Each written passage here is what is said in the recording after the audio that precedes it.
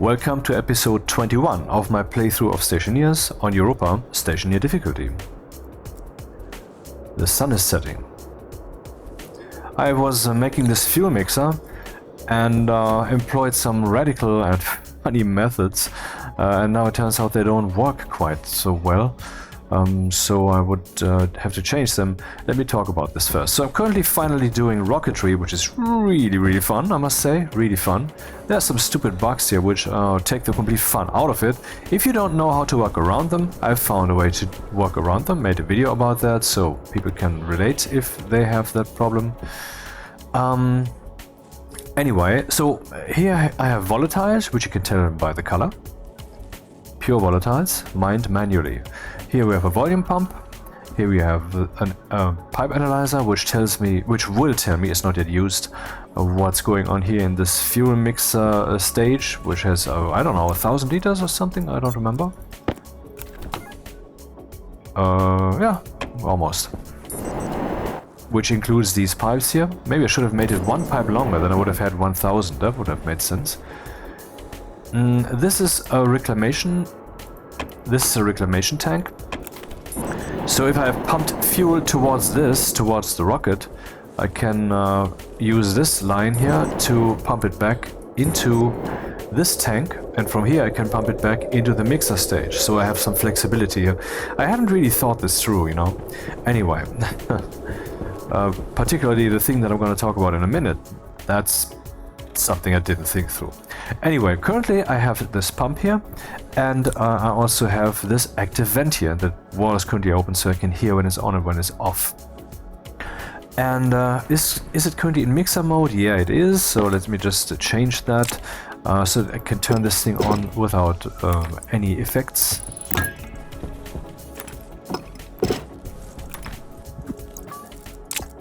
Alright, so if I turn this on, it will now pump here with some power.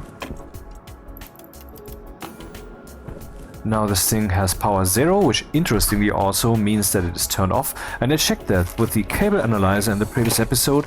Indeed, this means this thing is currently not consuming any power. It also doesn't make any sound. Hunger critical. I showed that too. And the active vent is currently completely stepping on the gas. So what is this dial? This dial is a crossfader. And that's the concept I want to use here. I want some logic to turn the pumps on and off so that the mix in here is good. Currently it's a bit uneven, but it's really irrelevant because it's, well, I'm still in the design phase of this. And I have made fuel mixers like this and they work well. If I just toggle the pumps on and off, even if they're at full speed, that works. Once you have enough gas in there, that will be very close to 66 and 33. That works very well. But I want to be more elegant this time. I want to adjust the scale of this pump and the scale of the respective other pump. And so I thought, yeah, how do I implement something that can control that logic correctly? And I thought of a crossfader. First we would have a crossfader, and the next step would then be something that controls which setting of that crossfader to use. And that's a good idea and I want to stick with it. However, the problem here is this thing cannot be regulated. I mean, I know I can define the inside pressure regulator's value, but that I would have to constantly adjust versus the pressure that we already have in here to achieve the respective strength or weakness. And I don't want to do that. I want to stick with a crossfader approach. So now for the interesting part here, not yet the thing I want to talk about. This thing is now at power 10, and this thing is off and stays off. If I dial it down one bit, Hydration critical. Then we are at still very high power, and the active vent is on every once in a while, but very rarely. So I'm currently dithering, basically. I'm turning this thing on and off again. Might have to get rid of some reminder here. And by that I am pretending as if I indeed have well, a way to regulate this, just like I toggled on pumps in the past. But only this time I don't want to go by the pressure and then directly to the toggling of the pump, but instead I want to use some logic that defines the crossfading thing. That's what I want to do. Why is this thing not turning on anymore? Whoa. it should actually turn on every once in a while, but I mean this approach hasn't proven to be too successful. So what is the approach that I've chosen here?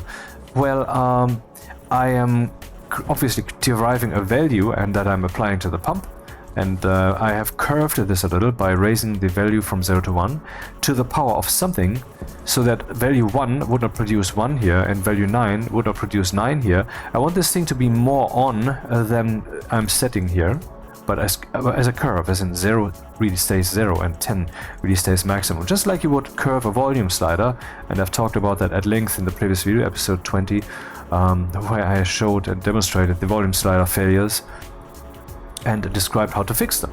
I mean, to implement a proper volume slider in a program, all you have to do is raise the value of the volume slider, assuming that's a value from 0 to 1, to the power of 2.7, Euler's number. When you do that, the resulting number is the value with which you have to multiply your sound waves when you send them to the sound card or to the sound playback. But then you will have proper volume slider behavior, and it will even produce full volume at max and zero volume, indeed zero volume at 0. And it will be very close to the actual decibel curve if you use the actual decibel formula. So it's a very good implementation, very fast, very simple, and no one in the fucking world uses it, and there's basically no excuse for that. Anyway, except Stationeers uses it. I mean, they're probably raising it to the power of 3 because I think the volume sliders are a bit too bent. Well, and here I'm doing the same. Here I also devised the value from 0 to 1, and I also curved it pretty radically even. And how am I implementing this? By using the random function. I'm using the random function. Whenever the random value is greater than blah blah blah blah blah blah blah blah blah, and that's how I use this. Very simple. Now it should be on more often, and this thing is now weaker. So the approach, in principle, works, except the dithering of this thing with, I mean, if we had more instances per time frame, then that could work, but we have a limited amount of game ticks per second too, actually, and so the overall dithering using the random algorithm doesn't quite work. If I would be using blue noise here, that would probably be a different story, but I don't have that. So if you don't know what blue noise is, maybe you want to Google that, blue noise and dithering, and you will find out, oh my god, you've been doing dithering wrong this whole time whenever you implemented that. It is awesome because you just have to add some values together, and shazam, you can dither any graphics properly into any color values. Basically, I implemented this, I tried this out. We're using this at the office also. It works. It's very good. Anyway, so dithering doesn't work. So what I need here, I need another volume pump, and for that I need a volume. I need some containers that will have this. But this would mean that I would have oxygen here at a very cold oxygen. We can already see that the pressure here, the temperature here is very low. So let's take a look at the phase change diagrams. First of oxygen, which is even the less critical component, but still critical enough for this application. If I have minus 140 degrees, which I have, and I pressure this to 1.6 megapascals, which is pretty low still, we will already have liquid gas. And that's unacceptable for our pipes here. So I cannot do this. Except if I heat it up. This will consume a lot of power and will make things slower, and I would also have to kind of build an insulated room for that, because else I'm struggling, I'm fighting against the world, against the planet basically, the moon, the whole time. What a waste of electricity. So that's quite some overhead to implement just to get that stupid rocket off the ground. And that's not all. Let's look for volatiles. This is the volatiles. And here we go, minus 140. There we are already at 300 pascals. Then it's already liquid. So that's another reason to do this. I'm getting basically 0 degrees Celsius volatiles here, because weirdly, if you toss some gas in this thing, it will be shredded. You don't heat it up, that will have 0 degrees Celsius. So if you're on a world, for example, that is much colder and you want to heat things up, you take ices that you find in the world, put them in here, shred them, then you will have some substance that is 0 degrees, and so you can use that for heating your station. That's ridiculous, huh? It's just like pumping the station empty, then melting the oxide or whatever that you found in this minus 140 degrees Celsius atmosphere, melting that in the sun or with your welder, and then you will have gas that is 0 degrees or warmer. So that's still a broken part of, or an incomplete part of the Stationeers simulation, and we all want a solid simulation that is harsh and brutal and heartless and true, right? Isn't that what we want? Yes, we do. Maybe within some limitations, but ultimately such things, such flaws should be gone. And the fact that CO2 toxicity and oxygen toxicity are not simulated in the game, that is annoying, isn't it? Well, today someone it was 2 days ago, Wintergate, a Discord user, well known I believe, has been there for a long time I think, posted in the suggestions forum CO2 toxicity to go along with at rest suggestion oxygen toxicity. Oh, I didn't see that even. There should be an upper limit to the amount of CO2 the Stationeer should be able to handle. Maybe more than the in real life limits, but something like 5 to 10 kilopascals. And the first response is by Matty, who is one of the key developers of the project. And he said, yeah, I can get behind this as a concept. Hello. Hello, hello, hello again. So I don't know if this means something for the future, but it gives us one thing, and that is hope. Now let's click on this link here, which I haven't seen even. Here's a suggestion by Res, oxygen toxicity. No more 100% O2 bases at 100 kilopascals, exclamation point. That's all of it. Let's see if a dev has responded here. No. Okay, I mean, I don't want to read this whole thing right now. I thought maybe that Matty would have responded there too. It didn't. Okay. Now back to business. Let's first turn off the heavy breathing.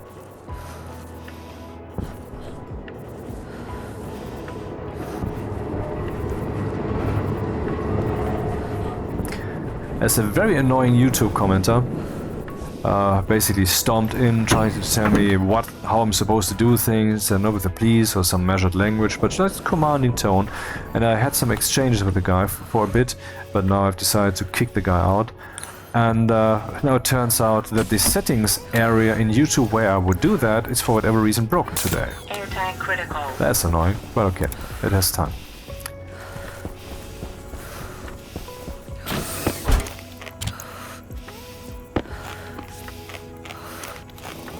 Hunger caution. I mean, no one needs to suck my cock, but I mean, watch your tone.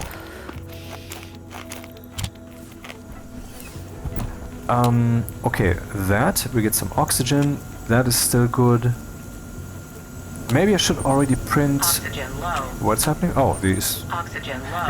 Okay, this is a hazardous area. I mean, this is not the way we should implement this actually. This is only emergency build, basically. Oxygen low. Oh, this is not just because this guy was sucking away the oxygen, but it is because of the overall situation that we can also check here, which is we have 24% oxygen, which is low, and we have less than 100 kilopascals pressure here. So, if you would have 24%, if you would have 20 kilopascals partial pressure, as in 100 kilopascals pressure in here, 20% of that is oxygen, that would be 20 kilopascals partial pressure oxygen. I don't know if the actual molecular volume of the gases play a role here. I am not proficient in that, but I think as a rough guess that's correct. And I'm getting too little oxygen here. So funny enough, the problem that I'm having right here is the same that I'm having with my fuel mixer. I need oxygen in the station and I need it warmer. What could the solution for that be? I don't know. But let's see, do I have... Oh, let me first print some insulated e-pipe utilities. Can I make some of these? Yes, I can. 10, in fact.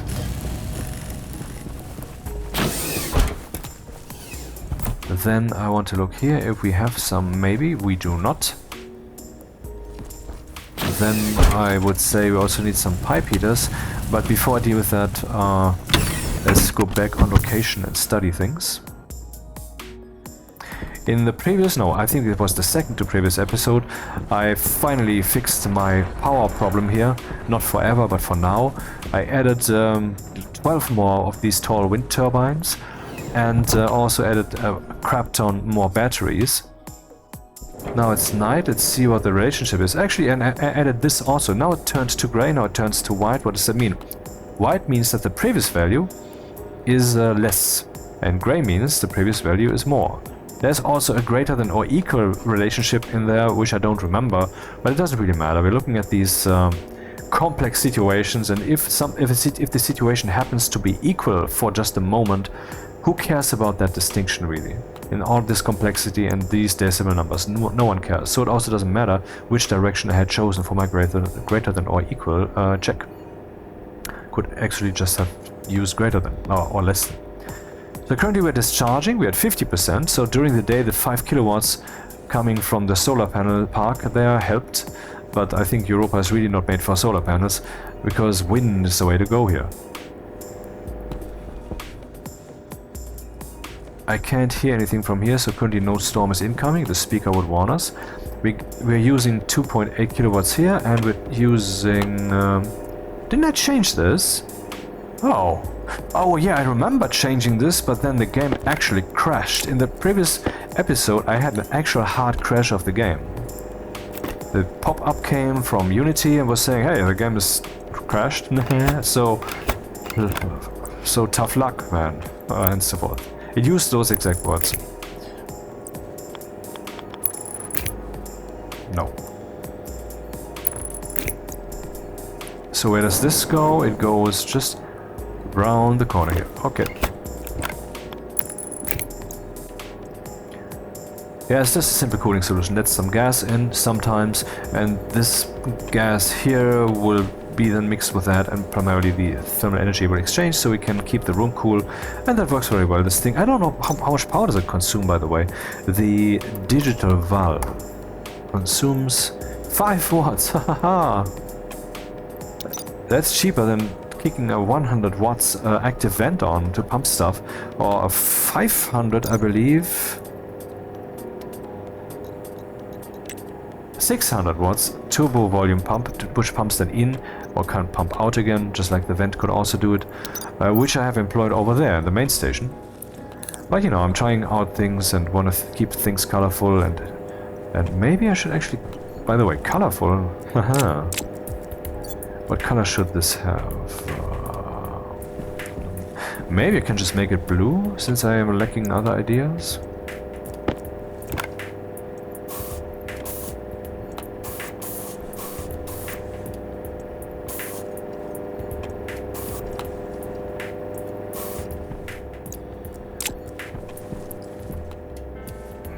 So power-wise, we're looking much better. I mean, many of these had been discharged earlier. What's happening?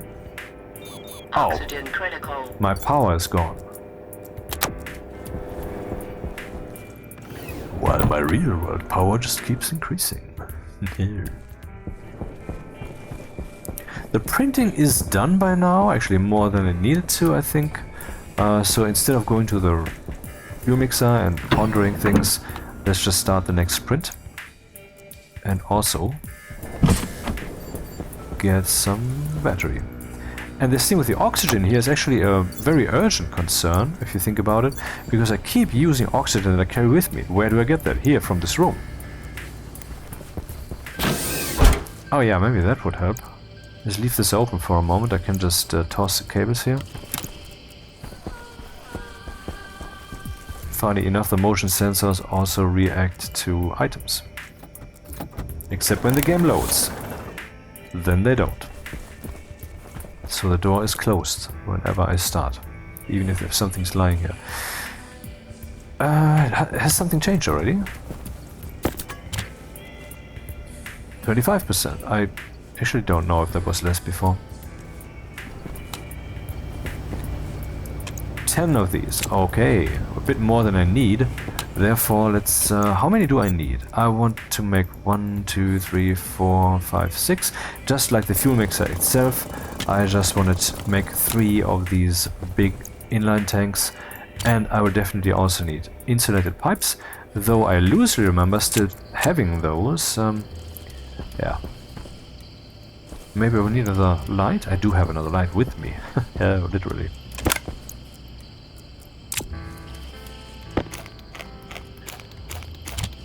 Yeah, and some pipe heaters. I should make some of those. Do I have copper?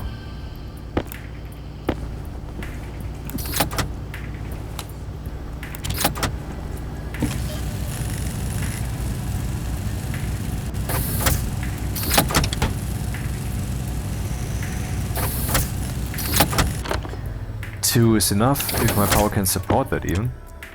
And, oh, if I'm doing this, I will run into the problem that that the rocket area is already consuming a bit more power than... Wait, what am I saying?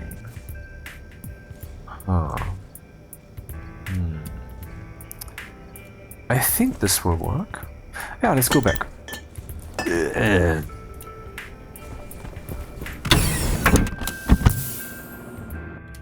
No, I forgot the filters. Okay, finally the filters will become relevant, because that's a part of the game that so far was only like, oh, okay, let me swap them, instead of being something tangible. Oh, my waste tank is soon relatively full, and I don't want that, so that has now just been emptied into the station without any pump, just by pressure.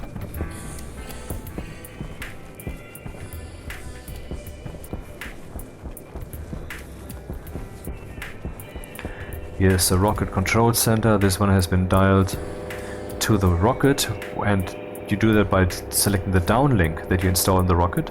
This thing is the uplink, literally. And you also have to have avionics in the rocket. These two devices, and they need to be connected with each other. Once that's the case, you can select the rocket. Maybe you can even select it before, but anyway, once that is done, you can it will not longer say there's no rocket, no, or whatever, but then you can open the GUI and then there's a rocket. Well, and this is basically how to control it if you don't program it, which is something that I would eventually then do later, and that's interesting. So I have to... there's a pipe heater. I have to up my programming skills a bit when it comes to Stationeers. Yeah, you have seen the rocket's relatively short, so his name is buttplug1.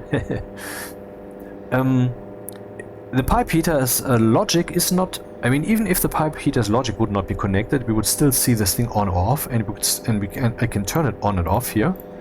Both of them are controlled by logic. Because that is how the downlink actually works. It's magical, basically.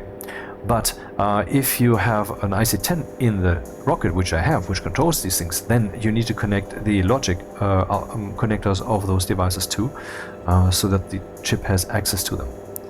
And I can control everything. I can click on the battery, we can see everything, can turn the battery off, by the way, and then I guess, yeah. Then the IC10 is no longer running, the avionics are also no longer get power, the battery obviously is currently no longer suffering the absence of power, and I could have turned it on and off just by clicking here, of course. Now this will stay on for a little bit longer, because you saw it dithering on basically, but now it needs to catch up. And that was a very cool situation a few episodes ago, I don't know how many, 3 maybe? Or 2, where the fuel was beginning to crack the pipes, and I heard that and I thought, ah, god damn it, what am I gonna do? So I made 2 pipe heaters, slapped them on there, turned them on those pipes that were creaking, so if that would have been too late, I would have lost the pipes and the pipe heaters and the entire fuel that I have so far, which is still from my lander. It's not that valuable, but I mean, that would have been frustrating. And then eventually they were able to lift the temperature just enough so that the cracking, the stress was falling below 100%. That was a cool moment. That's one of those stories that this action engineering game writes for you. Thank you, Mr. Rocket, for this beautiful creation. Oh, this is still on? Fury waste steam. Okay, so I would need a room that has some temperature, or actually no, I don't need the room. I just need these in. Oh, did I not bring them with me? Oh man, I did not bring them with me. Sigh. I don't need a room for these because they're insulated. All I need is to make sure that they don't get too cold.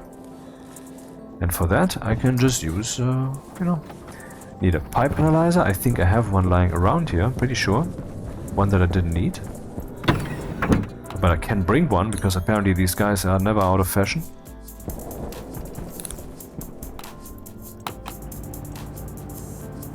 pipe analyzer. Yep.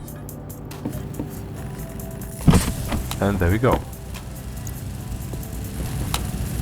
And then I will just pump oxygen in there. Once a certain pressure is reached, I will stop and I will also heat them up. And of course, certain pressure needs to consider that pressure changes with heat.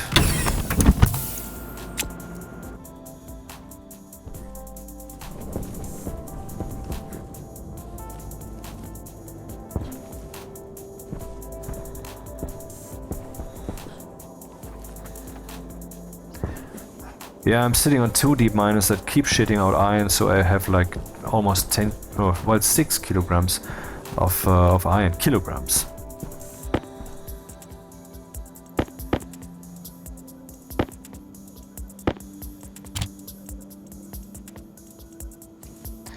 Where will I put those, though? I mean, there's no room here. Well, then let's make a room.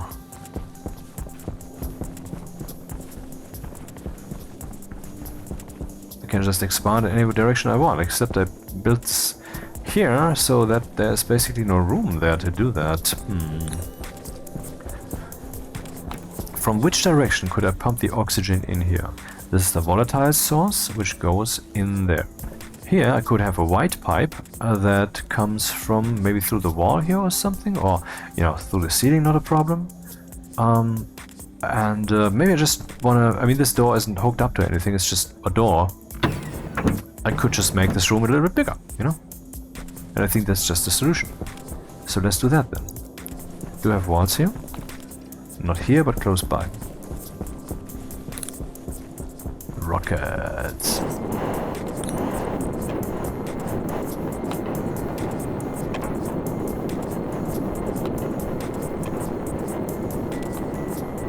The battery. The power umbilical, which doesn't have to be up there, I put it there. The fuel umbilical. Maybe I should connect this, I forgot. Oh, I don't have any insulated pipes on me while building a rocket. That's wise, I guess. Okay, the DJ is asked to click.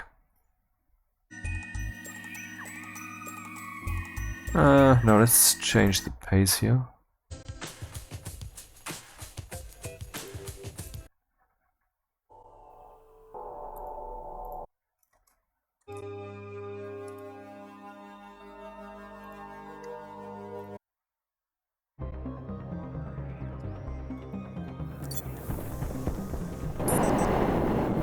I'm not saying the rocket needs to be built like this at all. I mean, look at all this pipe, and now I'm adding more pipes. It's probably very wasteful use of this 3x3 grid, which we have on every vertical layer. But yeah, that's how I built it. That's how it came together. And it's one of those skills that you have to learn. Know what goes in there and what the connectors are, and remember the phase change problems, and it's awesome and it's fun, and thank you Rocketworks for this. But this will not prevent me from calling out bugs, particularly when they're going too far. The bugs with this system, they go too far. I'm not going to go into those now. And this has been out for 20 months and it's still buggy as shit. Actually not this, but the control unit and how you experience it then. Okay. That is off. I have believed to have learned, I mean I'm like 90% confident that if I connect this, so the gas pipe will basically reach the rocket, and I don't know if that umbilical itself has a volume. I think it doesn't, it's magical, so to speak, so that this works out simulation wise and the extension and so forth, but I don't know. Anyway, I have believed to have learned that this is just a pressure equalization, so if I want more pressure in there I need a pump. Yep. Maybe I should put the pump here or something, but it's certainly more safe to operate a volume pump where the target side has a little bit more volume. Because then the likelihood that a pipe breaks because you didn't stop it in time is much lower. Walls.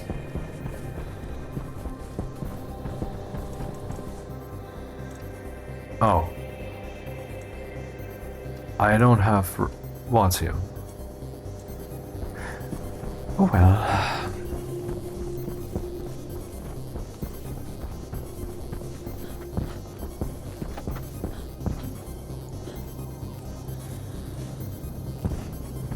I'm an astronaut on Europa, moon of Jupiter. And I have my own planetary, well, is it called planetary in that situation? It's not a planet, it's a moon. Station.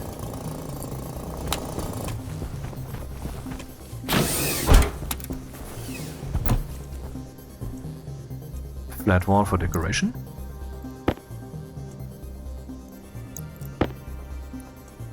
And kit wall for the actual walls. 19 may be enough. 1, 2, 3. Let's see how many walls the room has so far. 1, 2, 3, 4, 5, 6, 7, 8, 9, 10, and 6 is 16.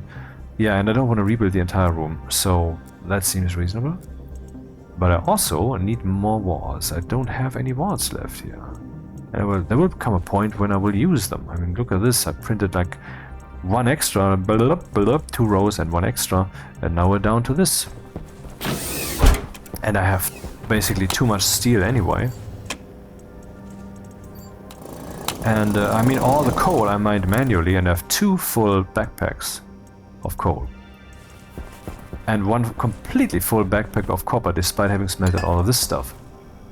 And I have basically boundless iron. So let's print some walls.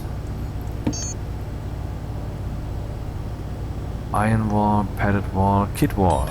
How many would that print? About 200, which is really not too many.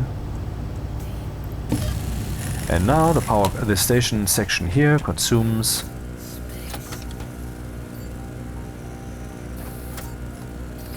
yeah, 1.3 kilowatts. And what's coming in is more than that. So the batteries are good.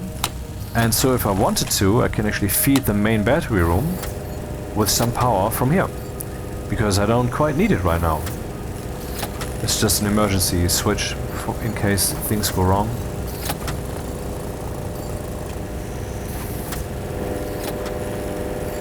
And 50,000 watts is really a lot. I mean, look at how fast this battery is being drained.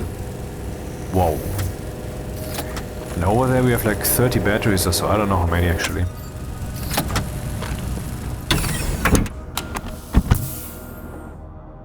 I forgot the filter again. Didn't die so far in this playthrough, I mean, once you've played this game for a long time, which I have, Stationeer difficulty on Europa is really not, it's a no-brainer.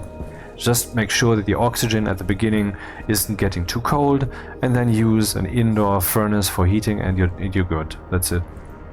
Or just drop down some volatiles, which is what I did here, and set it on fire. Then depollute the room with a portable scrubber, problem solved. And when I say some volatiles, I mean like 3 or 4. Not a stack. So very full, and very much room left here. Oh, what's the power? 51. It was like 50, wasn't it? Now it's 51.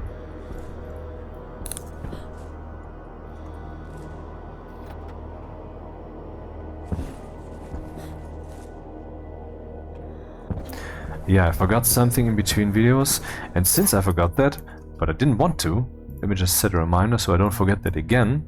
An GUI F2 hotkey for Stationeers. And I want to be reminded tomorrow at 6 AM. Okay. Done.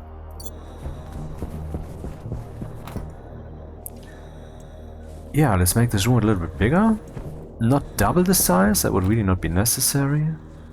Even though I would have the walls for that. But no, let's not do that. That was not the plan. Inside is supposed to look industrial, but maybe I will later decorate that. And the outside, I was using these walls, which make it maybe look more stable, like it's a room that deals with pressure or whatever. As if the room itself is under pressure, you know. I will stick with the exactly identical build style. No brain, no thinking, just step on the gas. I want to get somewhere. Today was the last opportunity for me to watch Interstellar again, which of course I have watched aplenty. Then when I was close to the end I interrupted it because I wanted to record this video.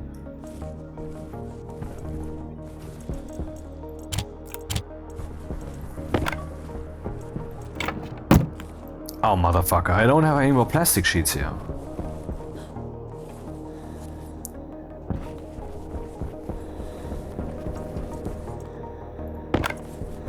Cool.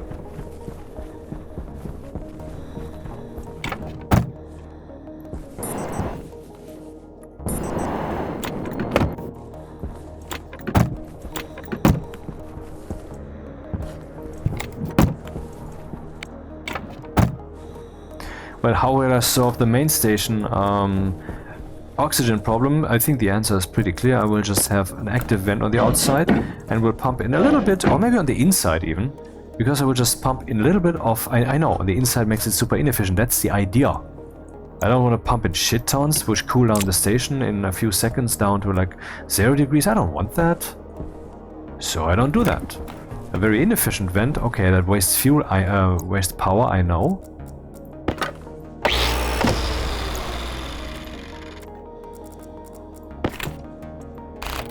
I would like to pretend that I knew this, but it was just random. Okay, set point.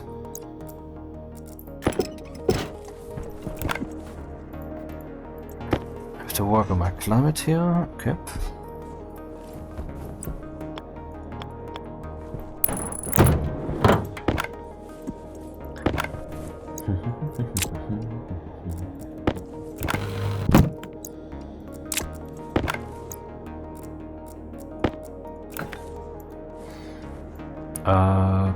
Oh, seriously? I have... Oh, I made a glass door. Well... Wrong.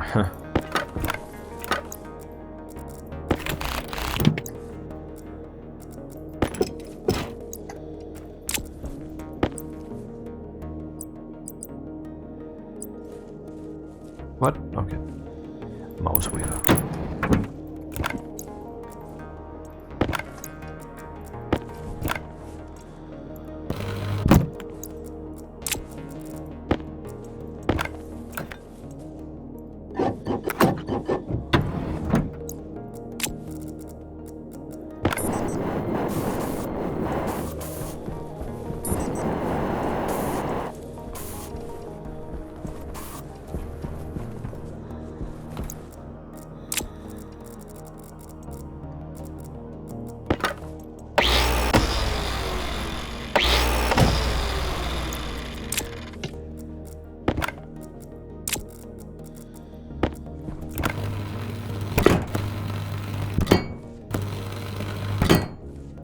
Not sure if I will ever airlock this room.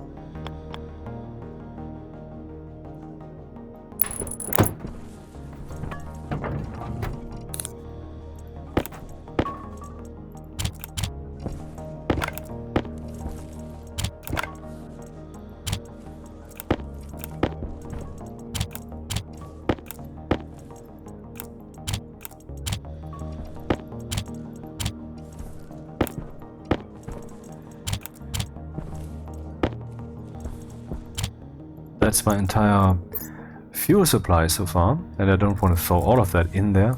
There's quite some stuff in there already. How much stuff?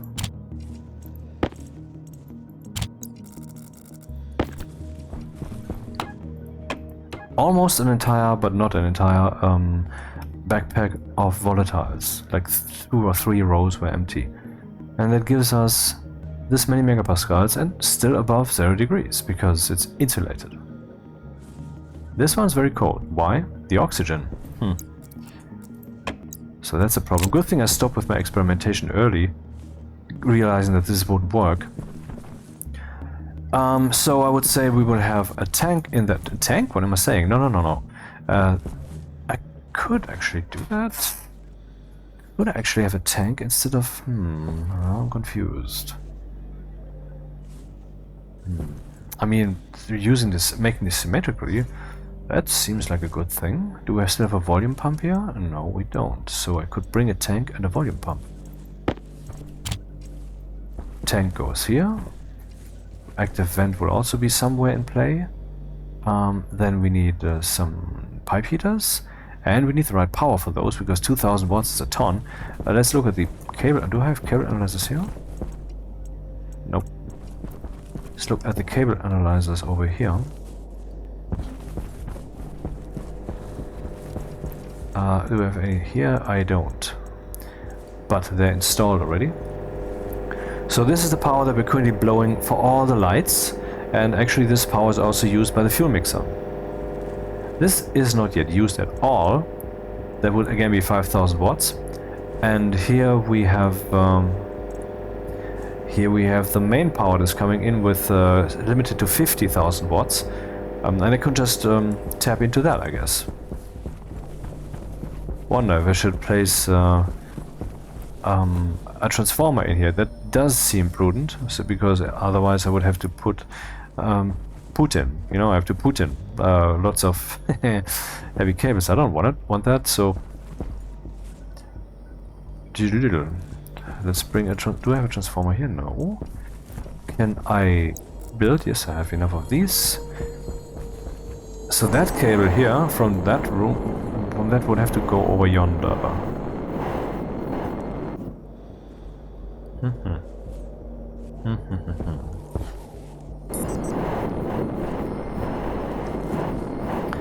That was the connector to a volume pump, I think.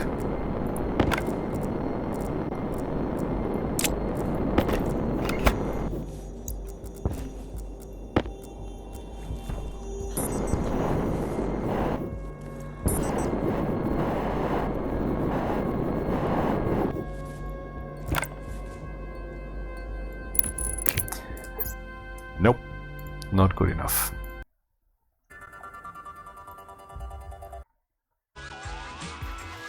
Mod Shiva, copyright to active. Nice.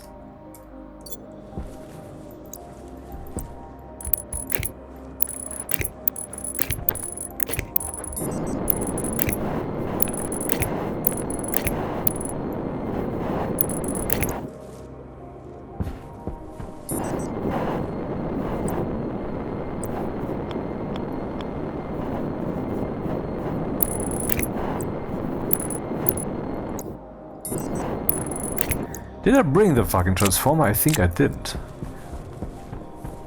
Wasn't there an extra one here? Yeah, 4 actually. That's the way.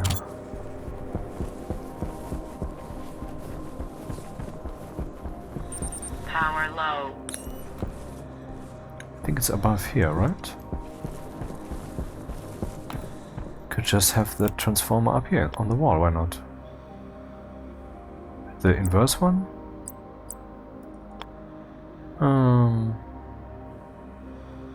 No, the other one.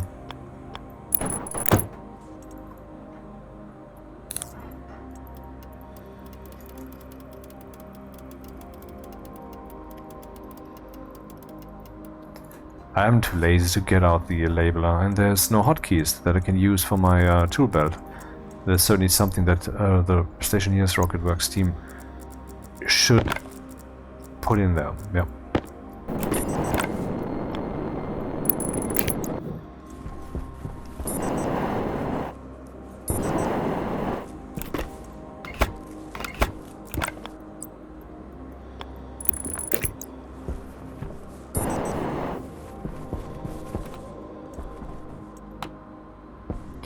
Where is the power currently coming from? Because that is something I need to consider. So that's where the power goes to that corner. Am I tapping into this cable somewhere in here? I am. So that's something that shouldn't happen, because either or. I mean, do it right or don't. And what's this?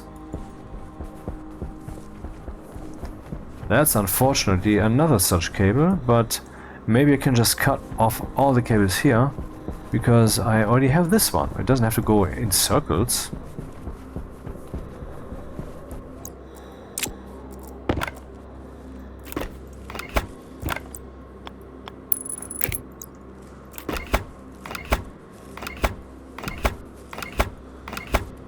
Not sure what I'm doing with my wire cutters there. Up and down we go. Power should still be here. It is, because it's still coming from here. Right? Yep. So I need to make sure that I don't tap into this stuff here. Let's prepare this for direct connection.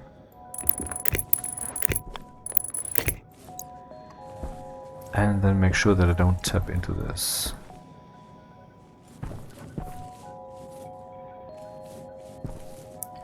Basically, this needs to go.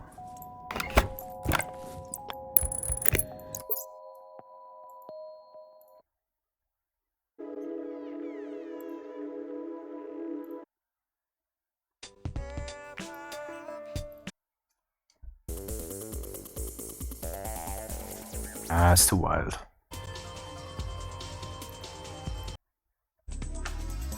Nice.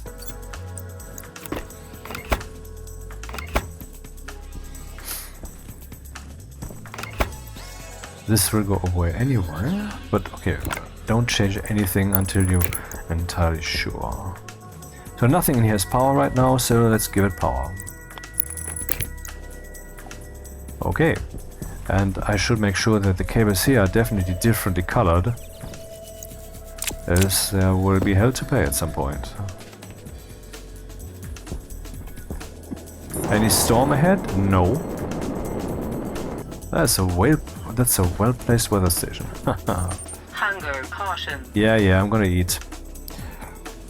Then I need a tank in that corner, and that's what I need. And wasn't there nothing there? A volume pump. Volume pump, tank. Those are the things that I want. Yes.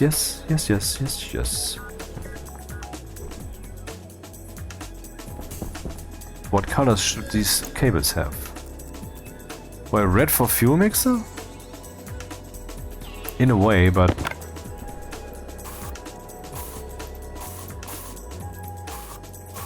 I mean, red makes sense, but every cable is already red, so no, it doesn't make sense. Oh, yeah, that's still correct.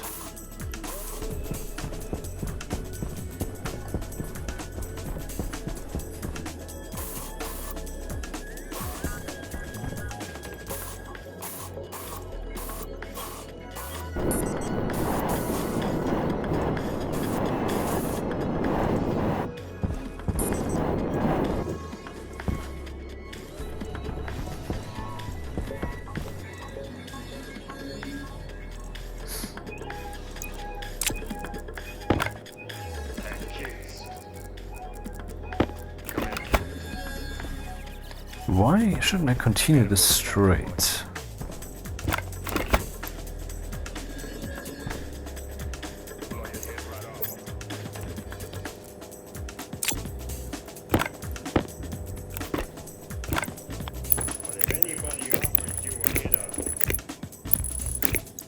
Interesting, you can just colorize them like this also. Just place the cable where there was already a cable, which doesn't change anything. Let's see. We have 26 cables. I placed this here. Still have 26 cables, but the color is different now. That's not the dumbest thing to do. Yeah, that would be the dumbest thing now, yeah. Yeah, and this stuff needs to be replaced anyway. I'm not sure about the details yet.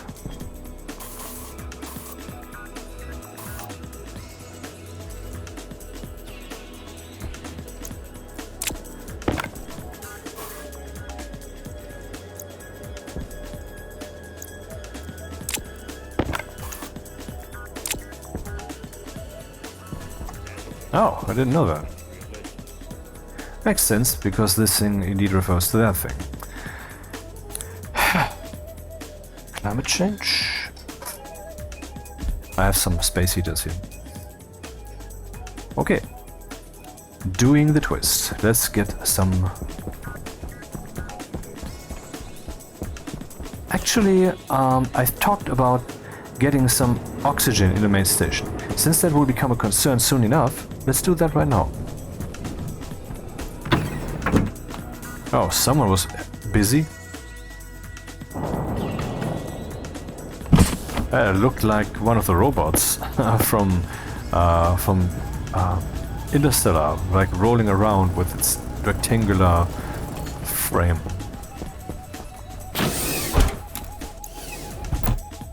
Fuck off. Why can't it just be pleasant? Why does it always have to be someone having a tick?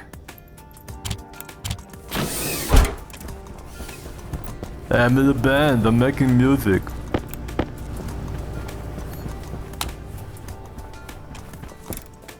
Oh, wait.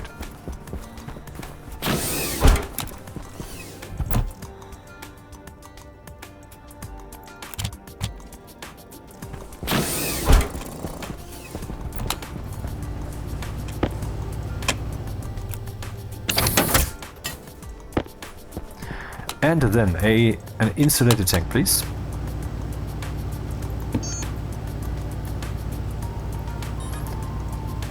Copper, steel, silicon.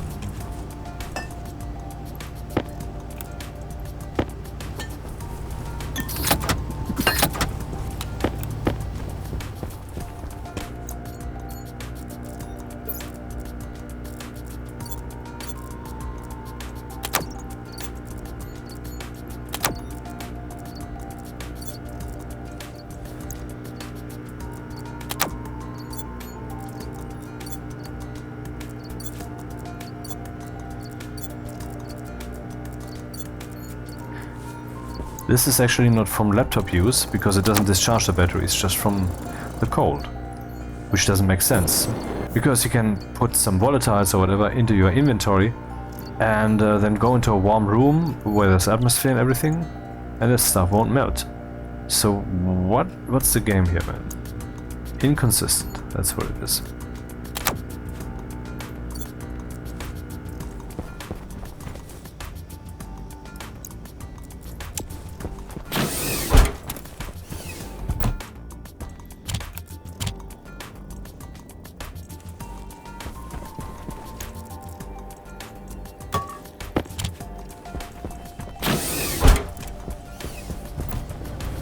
Did I not click print? Steel is missing. Oh, I thought, okay.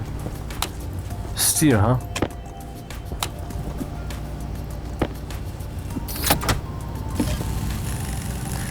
That and a volume pump.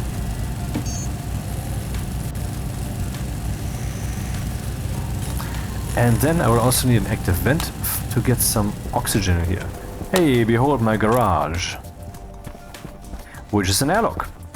Yep.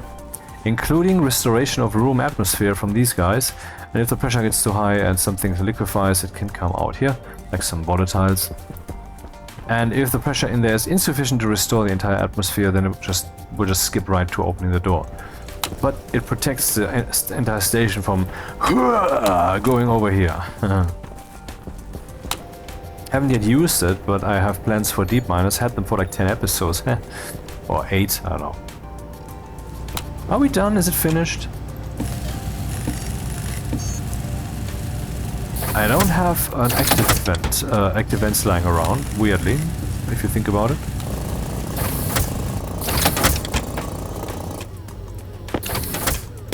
So that's for over there, and that is for that is for right here.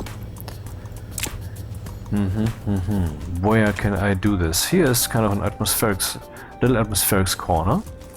Can do this here, for example. Just slap an active vent here, a passive vent there, insulated one even. Let's be that luxurious.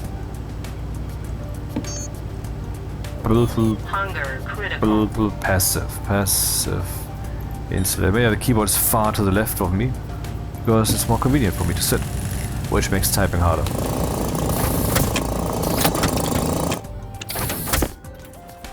So that belongs on the outside. On the inside we will have the active vent, which needs to be cabled up. Do we have cables somewhere? Oh, I could put this here. Oh, that's even better.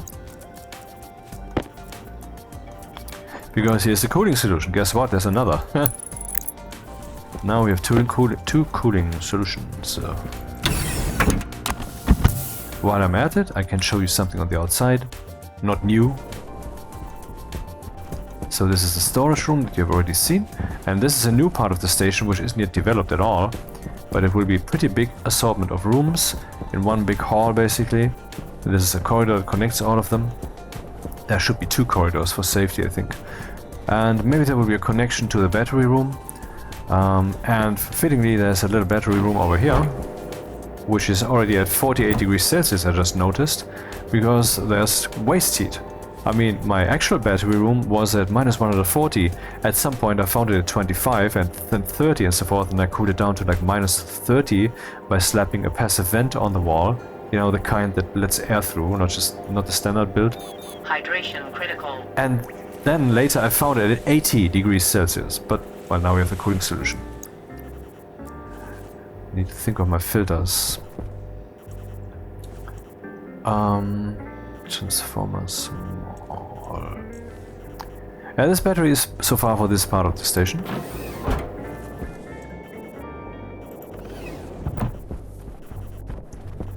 And this will be the airlock. From here I leave the station. This is a big airlock. Now saving the room. Atmosphere is still planetary, I know.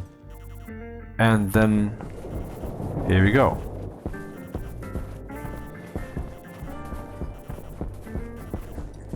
Doesn't matter where I click. Evacuating room. Restoring room atmosphere as far as possible. And then the door opens. And this is the computer, which consumes 200 watts every moment. Didn't consider it. And up here will be... well, I want to put the astronaut suit kind of thing here, where I can put my helmet and such.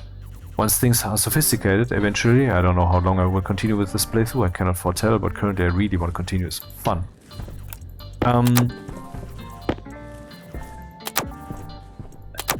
Then I would have that here and would possibly maybe do most things inside without even wearing the suit, who knows.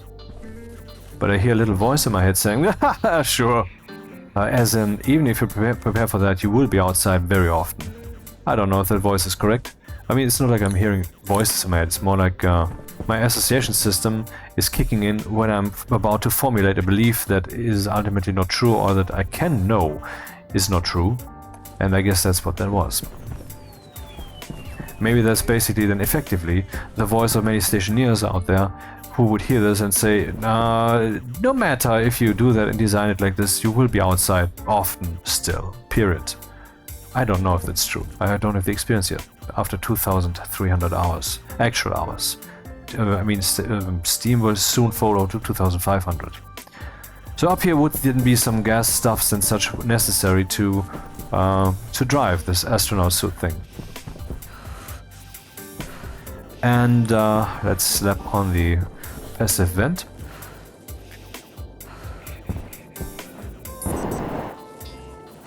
Here's another one of these interesting contraptions that at some point I came up with. I mean, I'm not saying I invented this, no one thought of this, haha, but I didn't see them anywhere, and then I had this idea, that's what I mean. Waste tank critical.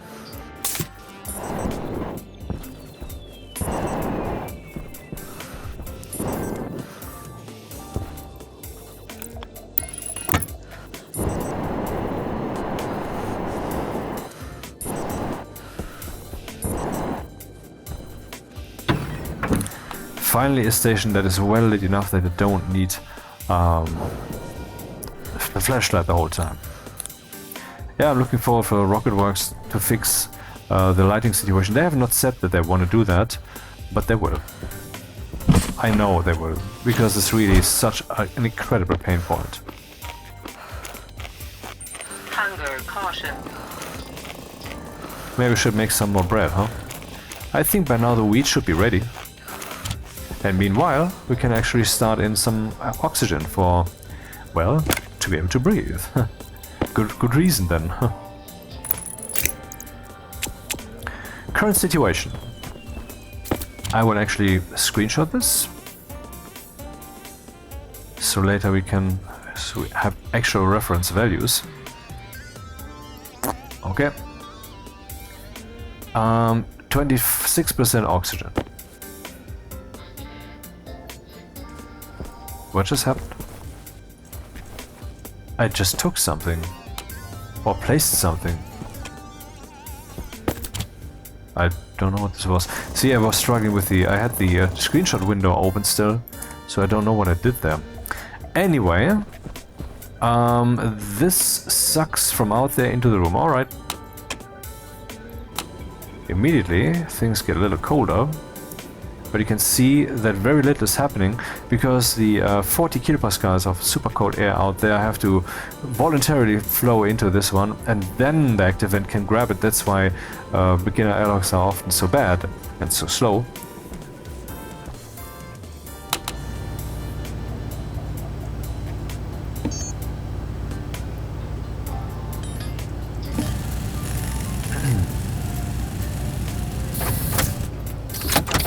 I basically have no practical experience with how it would go down if we actually reach zero. Let's have that experience. Soybeans. Thanks for that tip. Someone told me that you can use a mouse cursor.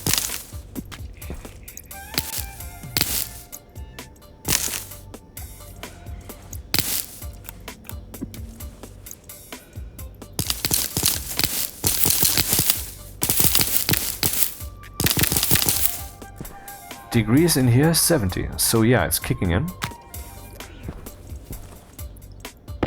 Yeah, let's make some flour. Do I have soybean oil? 47 milliliters. Okay, 1, 2, 3, 4, 5. And then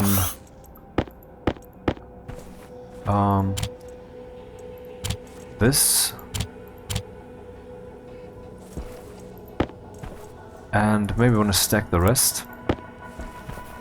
14 degrees. Okay, time to stop this. It's getting a bit chilly in here. Automatism, haha. And then I will add 50 units, and then we have 200, and we'll produce bread loaf. Meanwhile, we can also make some more of the oil and replant everything.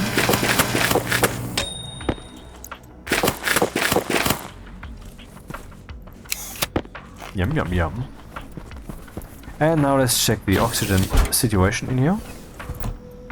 Which is still showing that, because for whatever reason the tablet isn't updating. I know that these things actually are supposed to do that, and they did at some point. But, oh, look at that, 29%. So that actually solved the problem for the immediate moment.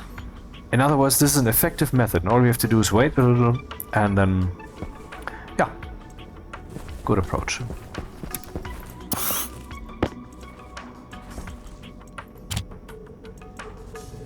So much for this. Now I want to go back and do the tank stuff. 95, even though I have abused it quite a lot.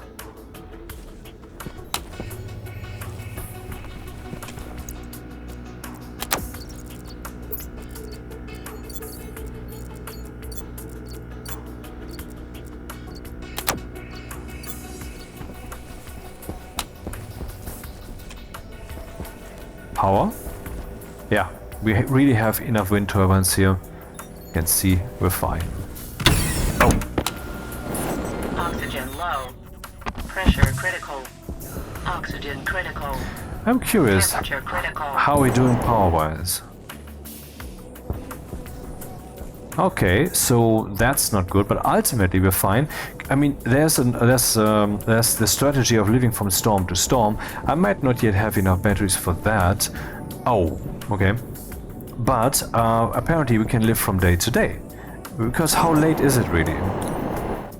The sun would have to come back up there. Or maybe, since the season has changed, the sun might be visible there for a moment.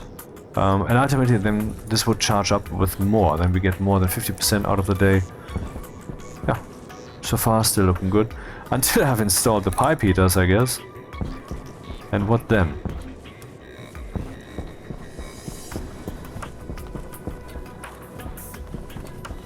This game is beautiful in so many ways.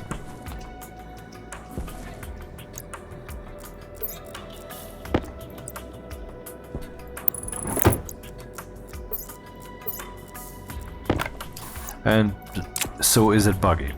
But if we consider the amount of bugs per simulation of the game, I mean, every game has a simulation of some kind, like some jump and run, Super Mario or Giana Sisters simulating how you fall back to the ground and stuff like that. Or, I mean, arguably you could just say the fact that you can move to the side with the arrow keys or the joystick. That is already part of it, because it's simulating that character is moving in the world.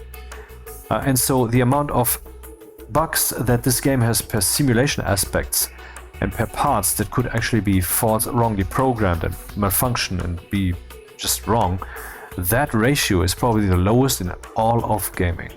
Except for games where we have a rounding error, because there's so few features that it was easy to just make that one entirely flawless. But technically that's just a rounding error to 0. So the fuel mixer lever switches on the automatism, and when I turn it off, explicitly when it changes to off, it will turn off the pump device. This. And that's its purpose. Now I can use both these things manually freely. That's the idea. So where will I put that lever?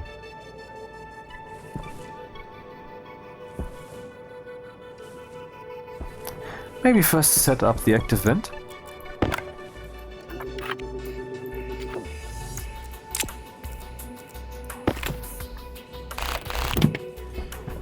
It should suck from the outside, and I think it should suck from here, where it's least likely to get some poisonous fumes from the rocket or somewhere else, which would make the fuel impure and possibly also be dangerous, because things could liquefy.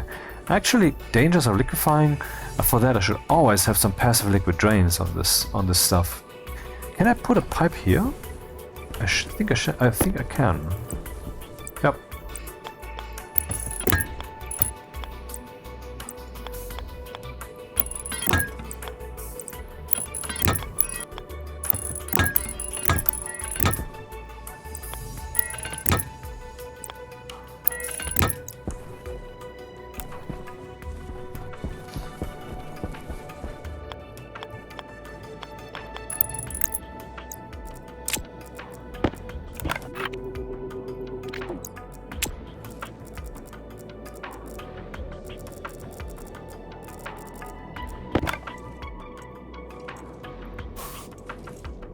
But that's how it is.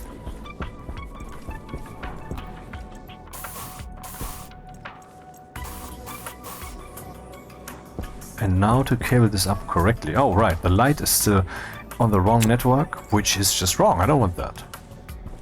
And the door hasn't yet been cabled up at all.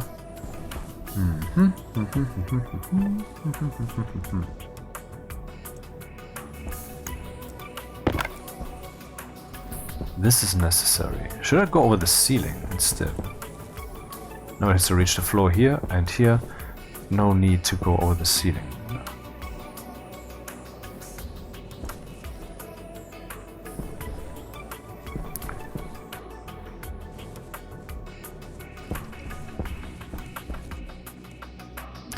Yeah, this is not a beautiful situation where there's an easy answer and then you could say, yeah, that's kind of like it was intended by nature. No.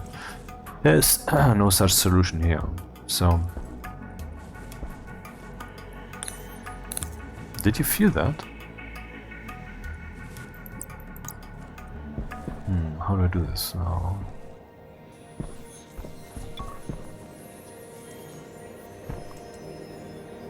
I guess I will just go here.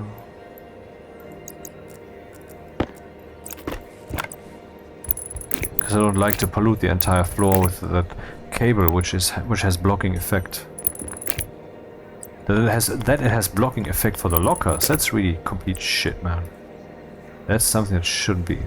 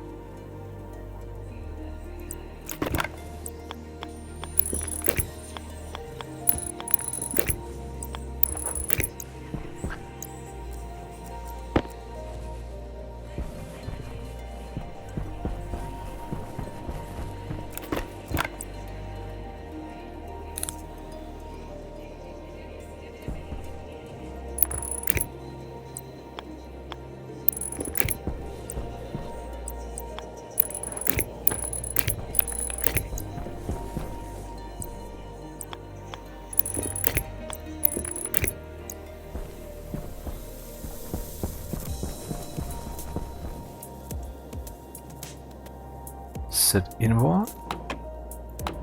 Ah, it's under control even. Cool.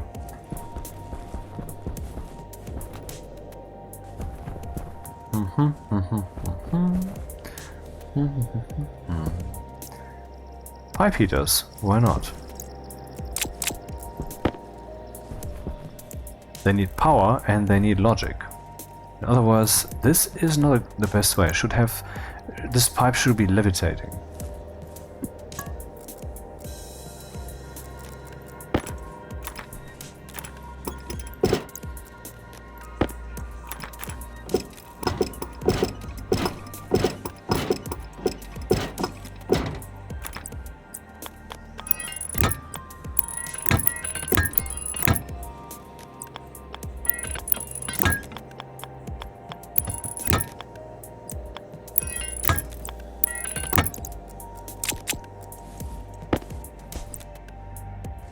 Vertically, that should work.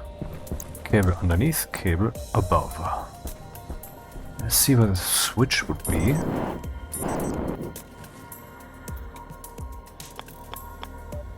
That will be the switch on this side. And that will be the switch on the other side. That's better. Hey, wait, no. That's not yet it.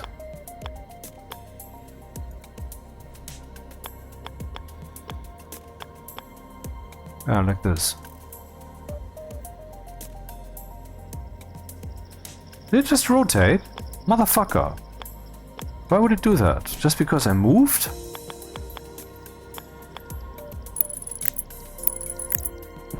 That's looking good. And well, I kept putting up some lights because it wasn't yet bright enough in here. I should correct this. For example, this light, it should stay, but it should be cabled up correctly. Where is my drill? No, not the battery of the drill, the entire thing with the battery.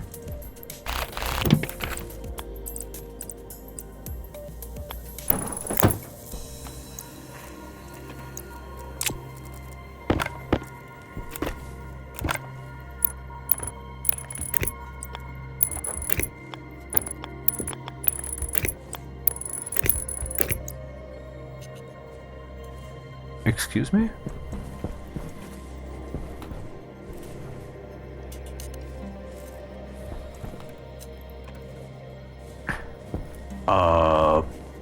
What is going on? I don't understand. This cable goes here, is connected with that stuff, so that is this network. Okay. And that goes over here and is connected here, and we know that this one already has power, so what is going on here? Oh, yeah. Yeah, but why did it not? Oh, yeah, I remember. Of course, I named them because there's so many lights in this cable network. I mean, there were so many lights in this cable network. Now I have a new cable network. Here we go. Cleaning up the cables.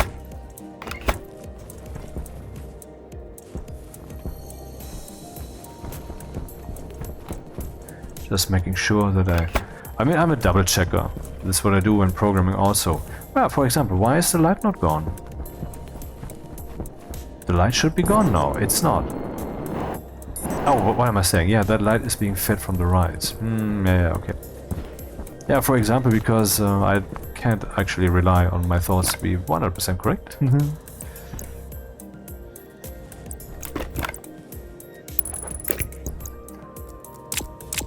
But that also means I'm the guy they ask when no one else knows what the information was. What was the true thing? What was the address? What was the... Can you find that email and so forth? Also, I mean, I'm using everything. That is this tool by Void Tools, which is free, and people who are not using it are either not informed, or they have prevented by some way. For example, it's only available on Windows, or they are stupid. There are these 3 options, there are no other options, period. The end of story, the truth. If you disagree, make your argument. And that argument will be weak and will be falling apart, because I just spoke the truth.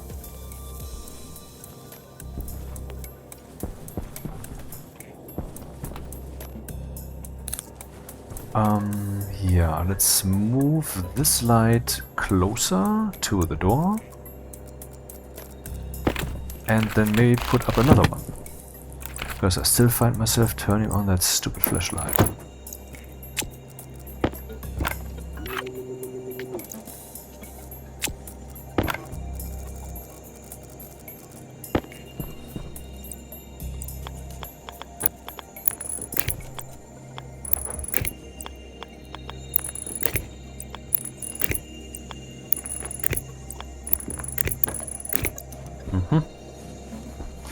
La la la, la la la la la la. Oh, everything's so lit here. Oh, I'm only pumping out crap shows and films recently. Oh. Yeah, cables. Okay, now I'm casting my own shadow, but that's an exceptional situation, which warrants exceptional measures, aka turning on the flashlight.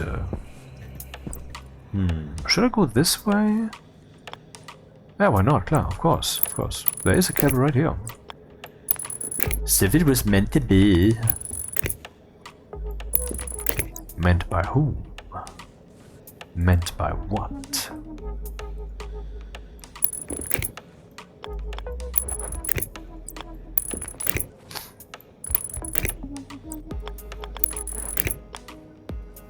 Ah, that would have worked.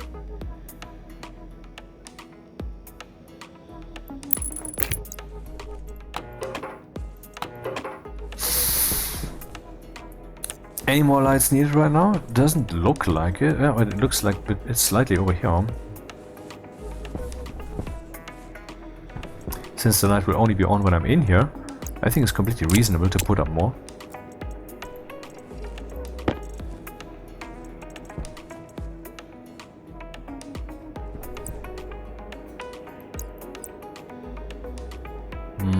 Now I have to stick to the same type, as I would have to program again. I do it like this. I mean, it's a bit in your face to have it like this, but okay. If that's your wish, then let's do it. Huh?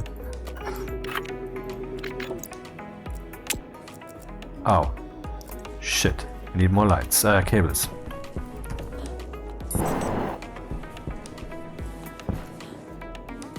Yeah, as the station grows, I want to keep growing this pillar higher and higher.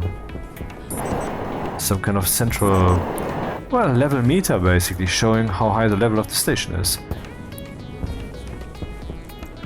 That's a neat track. Screenshotting and saving in the usual folder of things eventually, at some point in my life, my secretaries will have to download or obtain for me, because I'm not gonna bother with that. It's, how many screenshots do I have in there by now? 200-ish maybe.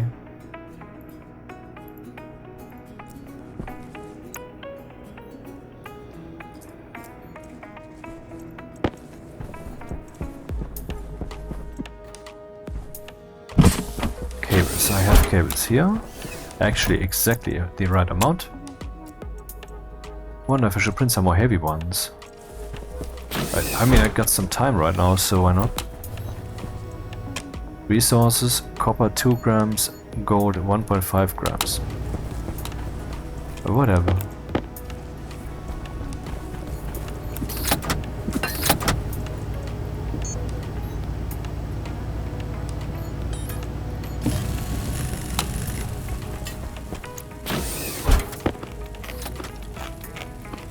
Temperature 21 degrees. How did that happen? That calls for some more fresh air.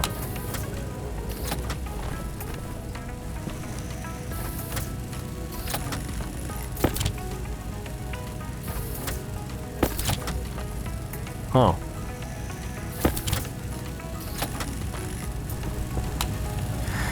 Next steps. I have cables now, and the pump, yeah, needs to do a lot of logic and programming. I don't think I will actually be able to pull that off in this episode 21, because I am apparently meandering and being slower than I could be, and I have to go to work again tomorrow. So yeah, that's that. Life of a slave. You might think, well, slave, that's overdoing it. You could, I don't know, lean hard into it and then be free, and I would not be free if I had $1 billion. I would still have to go to work. And I can explain that, just not to you, for you are mortal.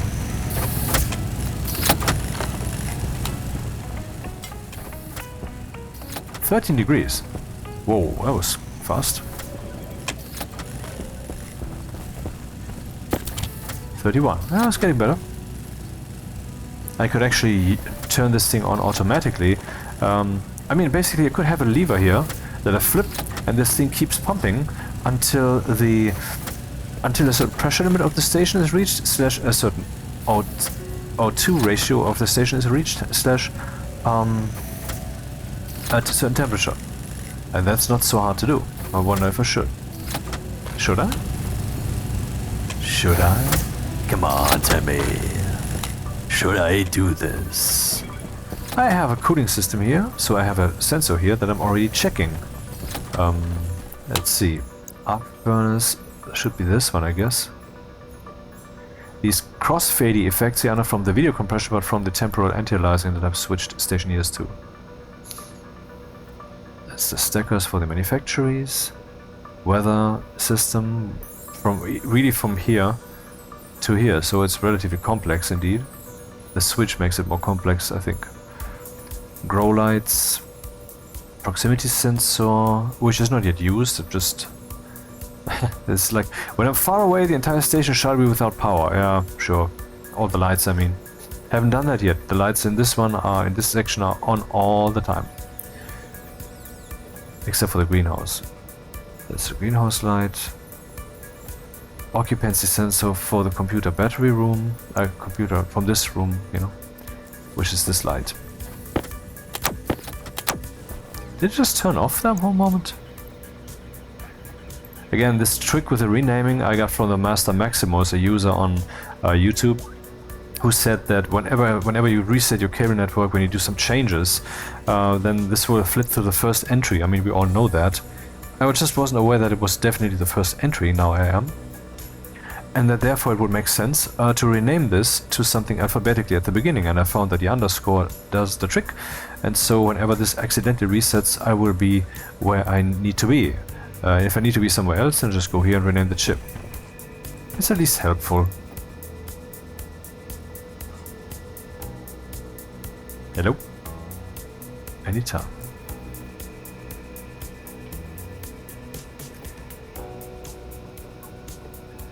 Motion sensor, what?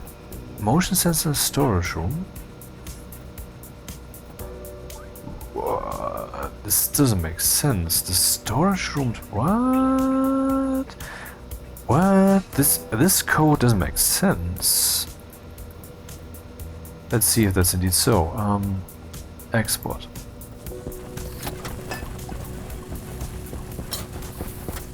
Oh.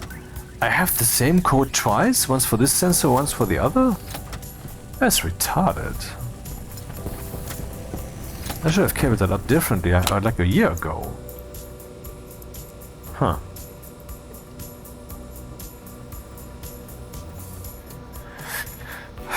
So... that's the cooling system. In other words, that's the thing. That's the temperature. Hello. Maybe I should reserve a register for the station temperature and also one for the station pressure. That seems pretty primary. So alias, that would be R15 and R14, and that would be room temp and room press. Then I will load those values at the top.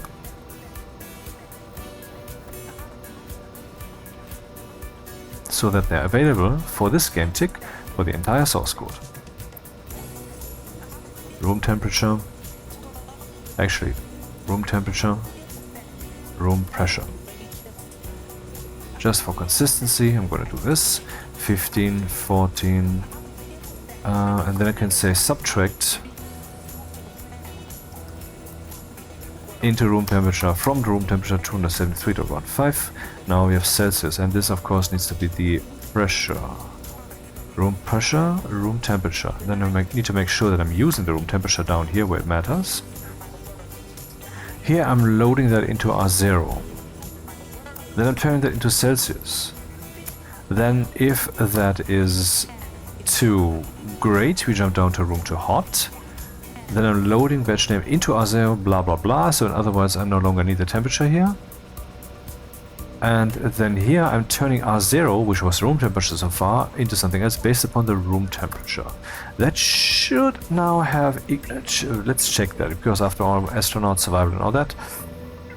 Here I'm loading the pressure in the can storage thing into R0, so I don't need this room temperature any longer here, because it's now being killed. Would have been, yeah. And up here, I'm turning R0, which was the room temperature, into something else, into a logic statement.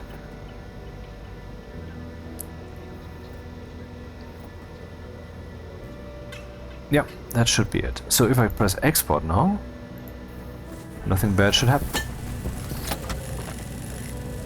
16 degrees, still fine.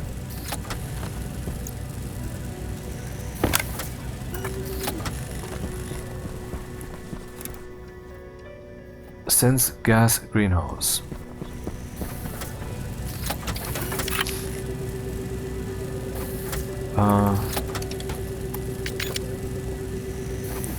The vent in the workshop.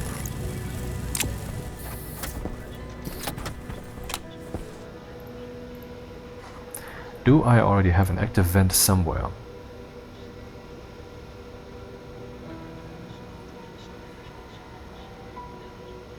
I don't.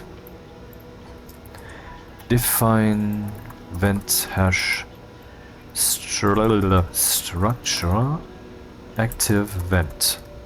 Define vent workshop hash. And now I want to derive a logic value that is based upon room temperature and room pressure and also on oxygen ratio, which I don't need so in a widespread fashion, so I will just do that right here. Since I'm reading the gas sensor anyway in this place, that seems appropriate to... not much space left, but enough. Ratio oxygen. I'm loading that into R0 and oxygenation done. Workshop oxygenation done.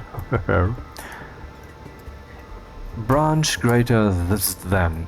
Greater than. If R0 is greater than 60. Wait, it's a ratio. 0.6. Then I want to stop with the oxygenation. Next is the pressure, because that's important. I don't want to have too much oxygen here. That's after all the gold, so I check that first. Then, if the pressure is greater than 90 kilopascals, then I also want to jump down there. And if the room temperature is less than whatever, actually, no, this cannot be. Well, I wanted to jump again, but that's stupid. I also have to turn the vent not just on, but also off. Now I have to just be rigorous and just tell the vent what it is supposed to do. Right, batch name, vent workshop on, and oh, okay, I need to also set its mode. Oops, mode 0, which is it pumps into the room from the pipe, and that will be based on R0.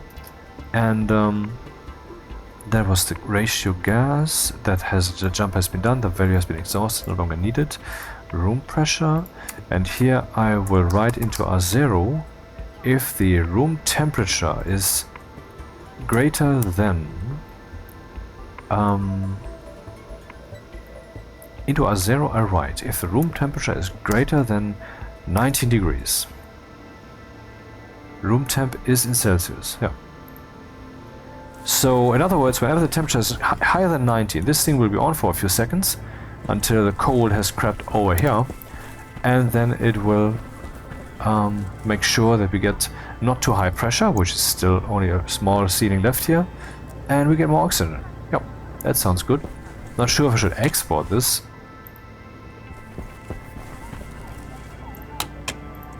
It is under control. Okay. Let me just check the source again, because it's after all survival stuff. So it is under control, we know that. I'm loading from that thing the pressure and the temperature into room press and room temp. Room press is 15, room temp is 14. Do I have any alliances up here already? Which could, you know, be awkward. No, so I always keep them in one block. I guess everybody does. Subtract from room temperature into room temperature 273.15. So 273.15 Kelvin becomes 0 Celsius. That is correct. Load batch named into R0 from the gas sensor. The ratio oxygen, if that is greater than 0.6, the ratio 0.6, 60%, jump down here. But I realize this is not actually correct. What if the vent is currently on? Good thing I checked. Haha. What if the vent is currently on, and then the oxygen ratio in here has reached the required level? What will happen is the thing will stay on, and so the pressure will keep increasing, and the oxygen ratio will keep increasing, and the pressure will keep increasing. So that is bullshit. What I need to do instead is I have to assume 1.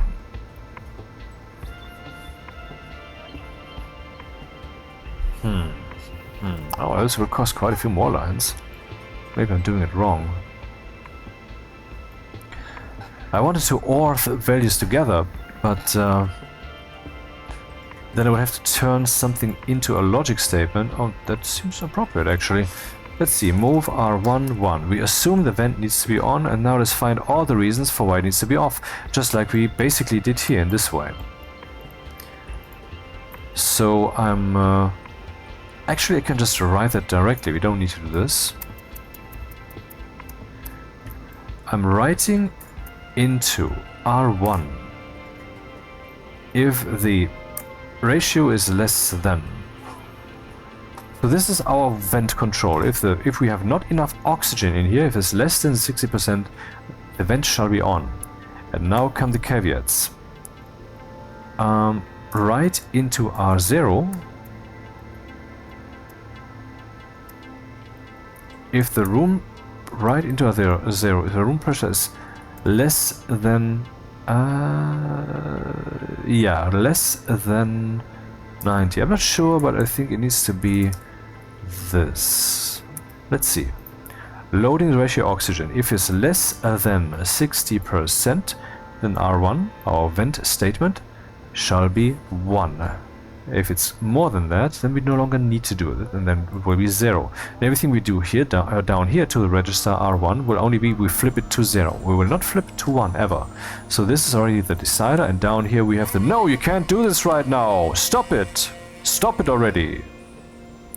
So I'm comparing if the room pressure, what is this? Someone is using a bandsaw on their violin.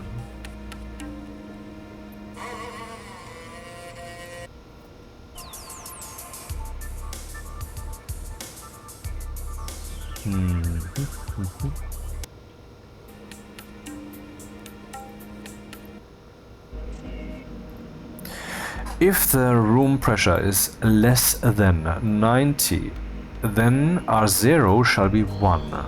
So if the pressure is greater than that, then it will be 0. Now I'm saying R1 shall be overwritten by the combination of R1 and R0. So if R0 is 0, then R1 is not 1 anymore, and so then that kicks. And then we do the same again.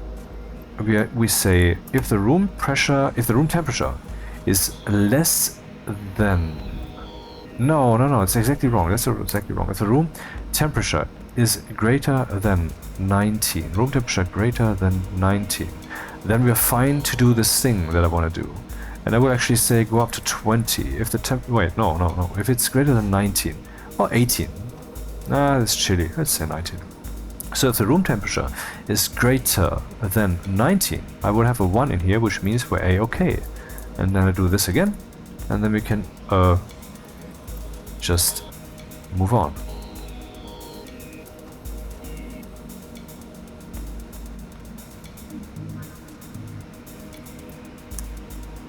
Man, this is risky stuff. Save. Let's read that again. Loading the ratio oxygen into R0. If R0 is less than 60%, R1 will be 1. So if we still need some oxygen, then R1 says, yes, we need more oxygen. If the room pressure is less than 90, then R0 will be 1, saying, yes, the pressure is not yet too high. It's less than 90, it's not yet too high. So if it's not yet too high, R1 event will be on, will not be killed to 0. Then room temperature is, if the room temperature is greater than 19, then R0 will be 1. If the temperature is this warm, then we're fine with it cooling further down. So this will not kill R1. Okay, that should be it though.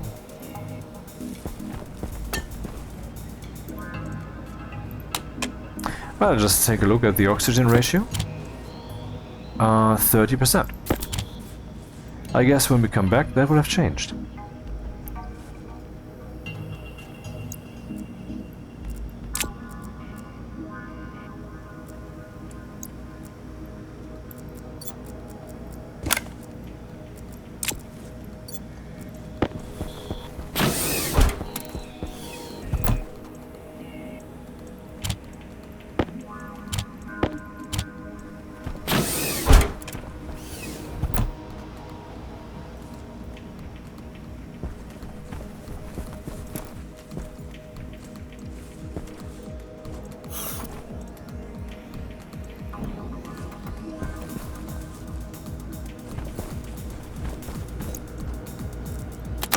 Back to Woodsnitz.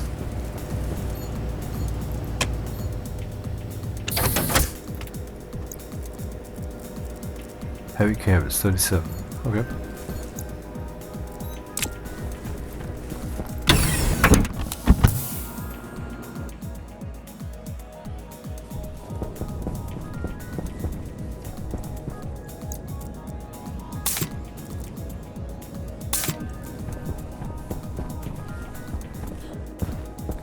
How much iron do we have by now? 8 kilograms. Yep.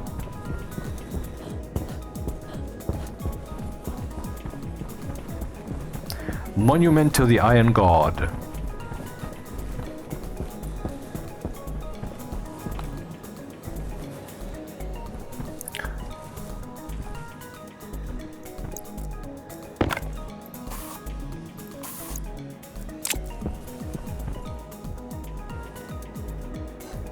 I want to achieve some pressure here, and I want this to also heat this up. This will consume a lot of watt. 2000 watts is a lot of watts. We have seen how fast 50,000 watts pump a battery empty over there, and this is just 1/25th of that, and that was like 10-15 seconds maybe. So if you multiply that by 25, that is what these two guys would do to a battery. So having them on the whole time, not a good thing. Therefore, I should, in a way, try to make it slow, that the oxygen in here is pumped and then heated. I don't know how to do that. How could I do this? Do I need a record over time, or is there some trick with balancing the numbers nicely?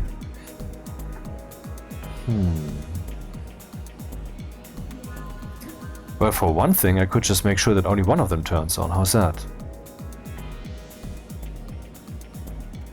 So let's just say this, the active vent out there can only be on if the pressure in there is still within reason, like below 20 megapascals, for example, and if currently none of the pipe heaters are on. And the pipe heater shall be on, one of them if the temperature is below num num num, and the other one also if the temperature is even much lower than that. So we have an emergency heating thing to prevent liquefaction, and we will also make sure that active vent will be I could make sure that all devices are off every once in a while, because this thing doesn't have to be filled up right now to the brim. But that's the code, I think.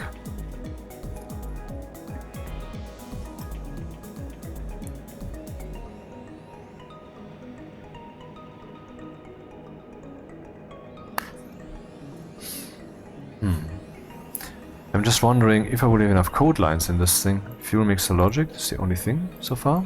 How full is it? There's quite some stuff in here because I've defined all those devices. Here we go. So, I mean, all I have left right now is these few lines to figure out the actual, I don't know, the balancing for the fuel mixer. Can certainly save a few lines, and there's also the occupancy thing. I could have a different, could have an additional chip here. So once the push comes to shove, I will do that. So what do we have so far?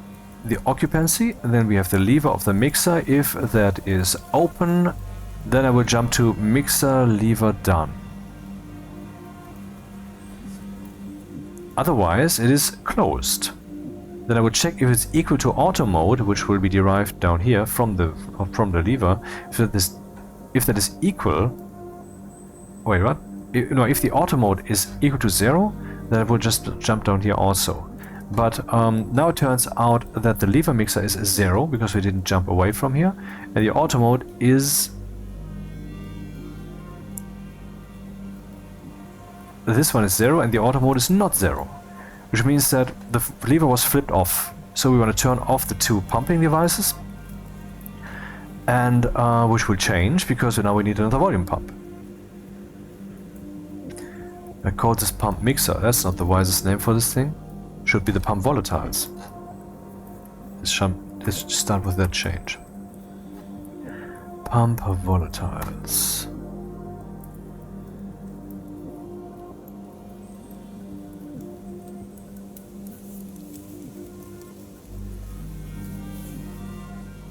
Fuel mixer pump.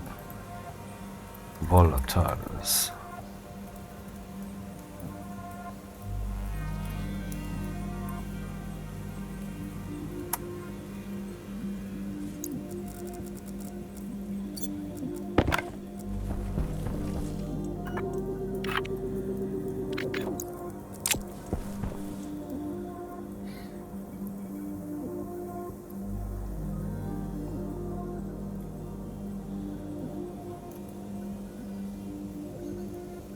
That should be it. Let's see if something explodes.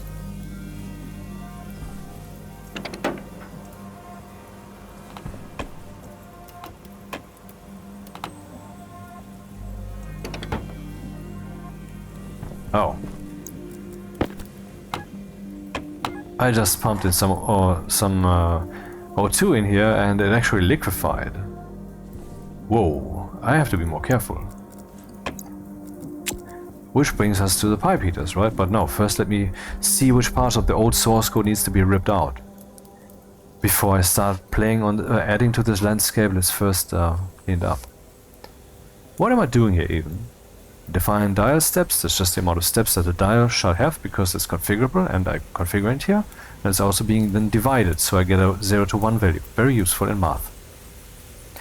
Then we have the pipe analyzer of the mixer, this guy, which is turned on, which is locked and turned on, so I can later read out stuff and react accordingly, which so far I'm not yet doing.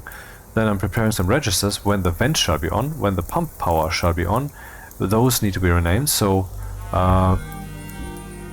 the pump, the pump, I'm not deciding whether it shall be on, because I just turn it on the whole time. If the power is 0, it will not consume any power and will actually have its arrow darkened and will not make any sound, so cool. So pump power volatiles. And then I also need the pump power for the oxygen.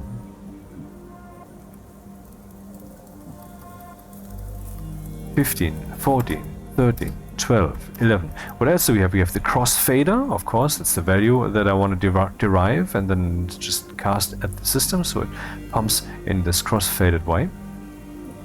And then the auto mode, which we already have seen. What's this? Here I'm telling the fuel mixer vent to be in mode 1. That makes sense. Because I want to suck oxygen from the outside into the tank, so that's still correct. Here's the main loop, goes down to here. What am I doing? That is the light of the room. Here I'm doing the lever, and when the lever is being turned off, both pumps will be turned off. I will have to add another pump here, of course, later. And then what am I doing here? Branch not equal to 0. If the auto mode is on, then I just jump down here to do auto mode, and when I'm done with that, I'm just jumping back to start. So we have basically 2 halves of a main loop here. Here I'm setting the pump power, and here I'm deciding the pump power. Export. Any problems? Okay, that was stupid again. Guess what? Hunger caution. Yeah, it's already evaporating because the pressure is too low. But pumping that in here had high pressure for a moment. Which reminds me, I need to know the temperature in here. Do I look for the should I look for the temperature in here or the temperature in here? I think I should look for the temperature here in this pipe because it's more critical. These are 2 sections between here. This will flow over into that. But what if I think, oh, the temperature is fine, nothing liquid and so forth, ha ha ha. While here we have the pipes creaking already. That shouldn't be. So where's my pipe analyzer? There it is. It needs to be connected.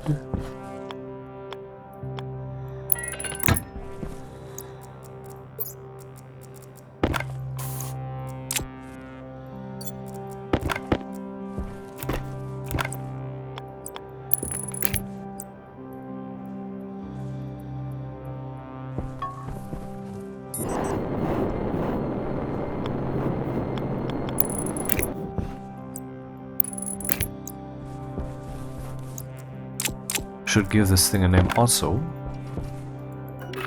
Anal mixer. Okay, that's so it's a pipe analyzer of the mixer itself. Yeah, I think that name's valid. And just use also the pipe analyzer oxygen.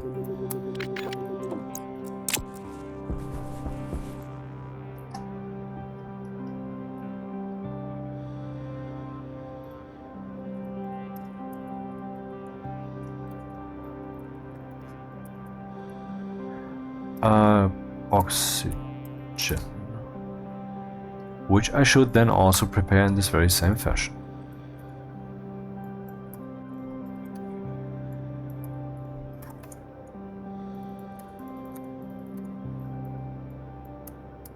Whoopsie.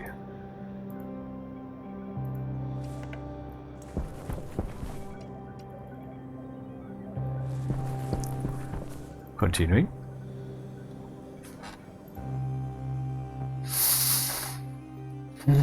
What's the time? I have about 1 more hour. So when the lever is in auto mode, we jump down here. Else, what we do is we load the lever of the vent, because the vent is out there after all. And I wanted to be able to control it from in here. That's why I have this lever there. To manually fuel mix, you know. But I no longer need that, because the way I will program this thing, it should be safe. It will just make sure that this thing slowly keeps filling up with, what's the word? Well, air, and I need to heat that up slowly. I don't know how exactly. Maybe with a countdown while the game ticks keep going.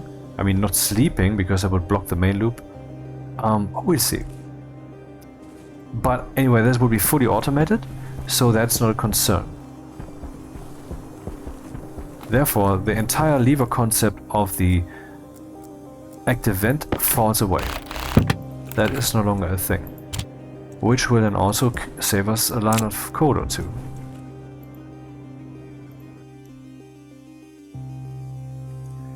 is the vent controlled anywhere? Yeah, of course, here, for example. I'm turning the... I can't see whether the vent is on from indoors, while the door is open. I wanted to hear it also. And so this thing was supposed to be on in parallel with the vent. I don't know why it makes a double click sound here.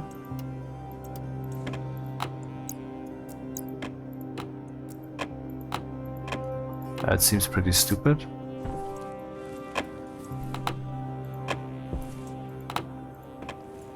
Oh. Is it tied to the vent? Now I'm confused. No, and we would see some liquid here. What do I hear clicking?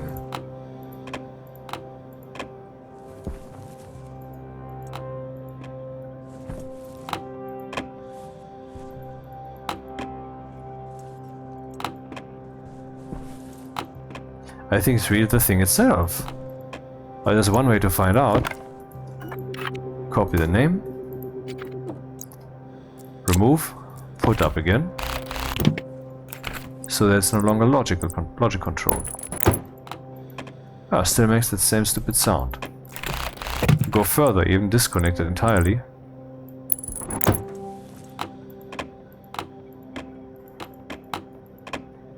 I will just report this as a bug. Because that's not the way it should be.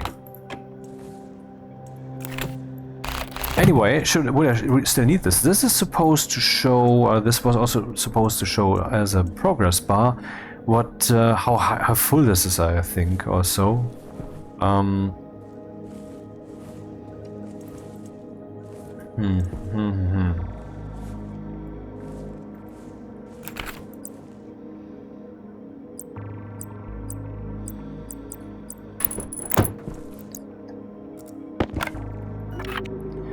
Fuel mixer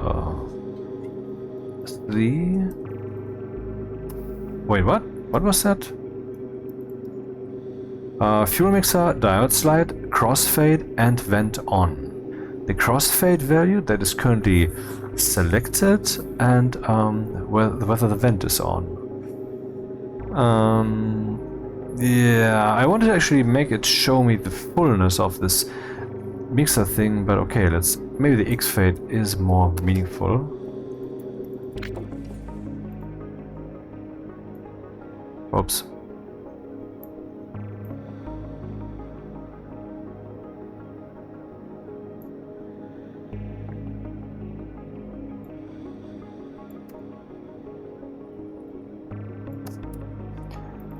Slee X-fade. By the way, fuel mixer vent lever no longer exists. We have the fuel mixer lever, but not the fuel mixer vent lever. That one goes away. So we save 2 lines here.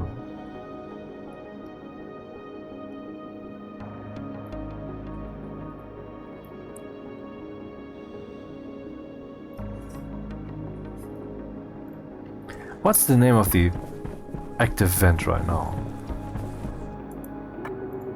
Fuel mixer vent. I would say it's rather fuel mixer vent oxygen.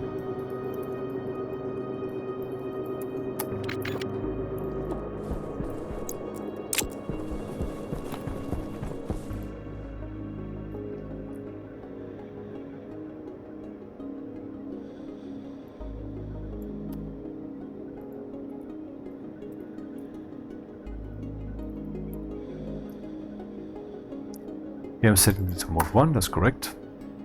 And here I'm controlling it, but that is what I shouldn't do because this will instead be a pump. Hunger critical.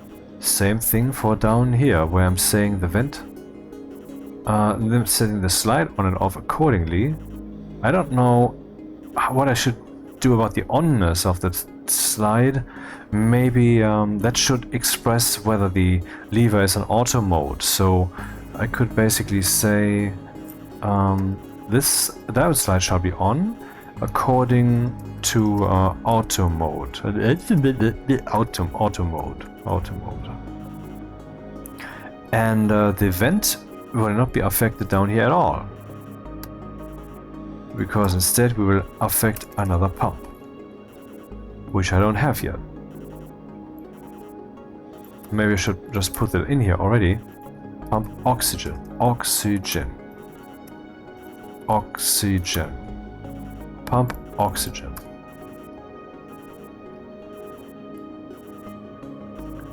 Fuel mixer pump volatiles.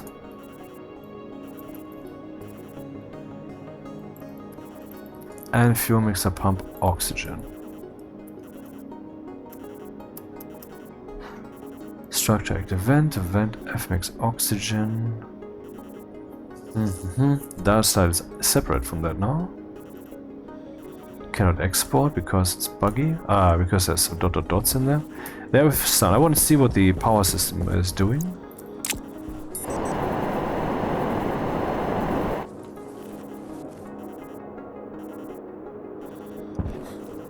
I would assume that some power is coming in with the solar panels now.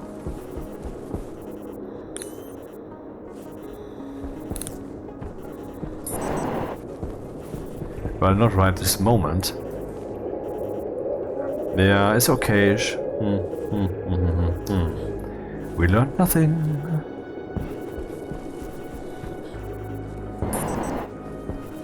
You have to be fucking shitting me. Hydration critical. What? Does it depend on where I am? What the fuck? With the mountaintop? What are the odds of motherfucking shit? Wow.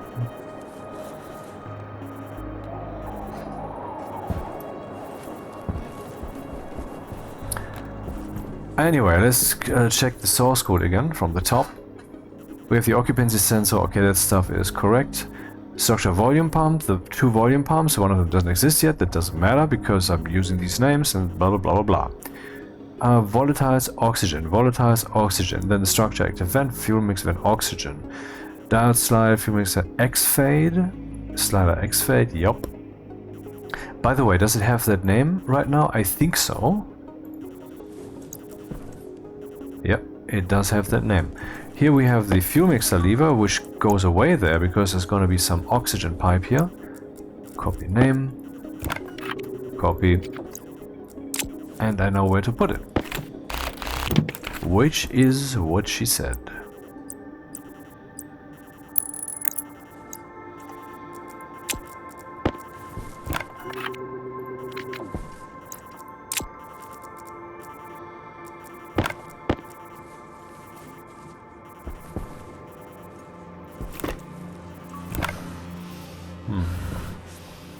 I think there's a better place to put this guy. And she said that again. Copy.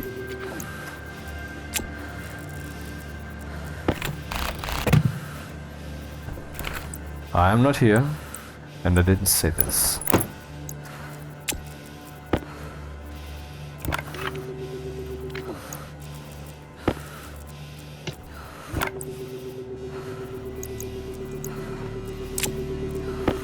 Oh.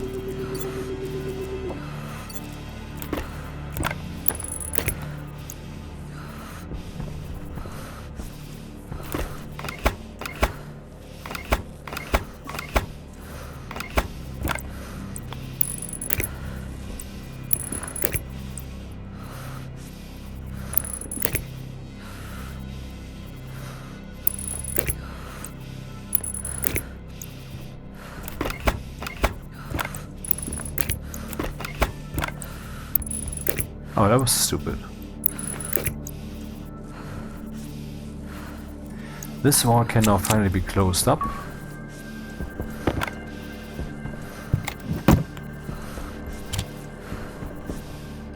And this pipe can be removed.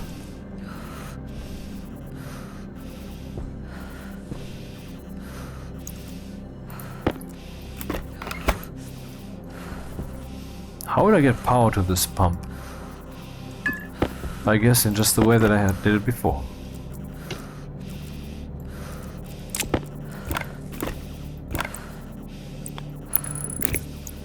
and the other pump will just be there.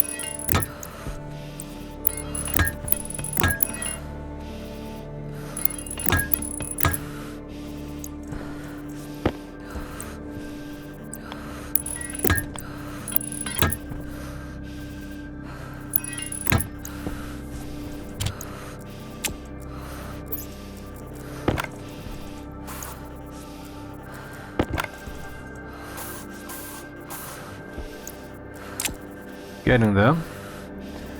Let's eat something. Health low.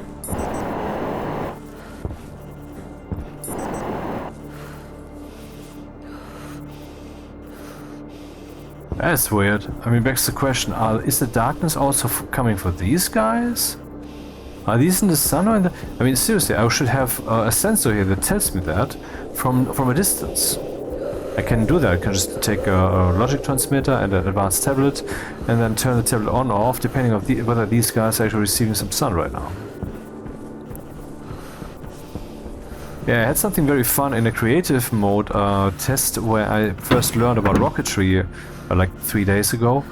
And that is, I had an advanced tablet that allowed me to launch the rocket. I was just walking out there and turned the tablet on, and so the drive was on, and so I could turn the drive off also.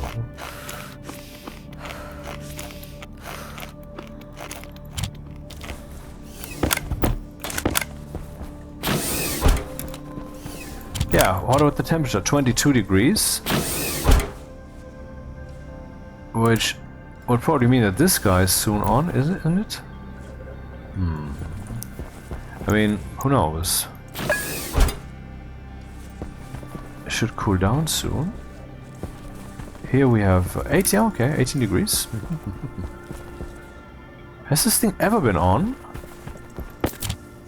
We are at, oh, 20. It is on, it's on. Ah. So I don't know what exactly it is doing, but currently it seems as if it's doing what it's supposed to. And since the margins that I've set are so narrow, well, nothing much happened. I just wonder, yeah, if that is actually what's happening here.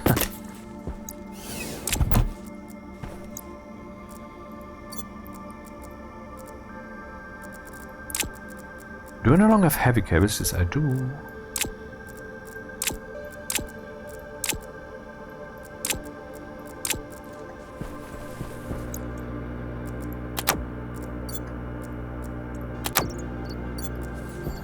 Next step, well, same steps as before, programming.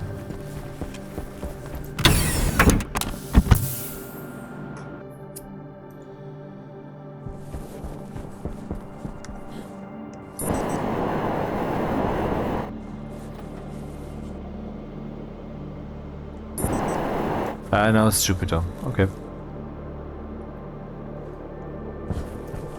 When? Okay, that simulation is also still somewhat imperfect, I would say. Okay, let's go through the source code one more time. Pause. Occupancy sensor volume pump has been defined here. Volatiles and oxygen. Are they being employed? Let's see. Here I'm turning the setting the power of the oxygen and volatiles pump, and here I'm turning the volatiles pump on and also the oxygen pump. That's new.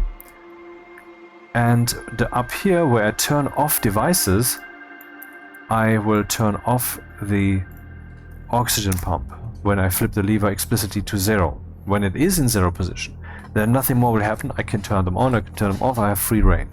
When I flip it on, they will both be on, and then we will also arrive eventually down here where I don't actually need a marker. Actualize mixer devices.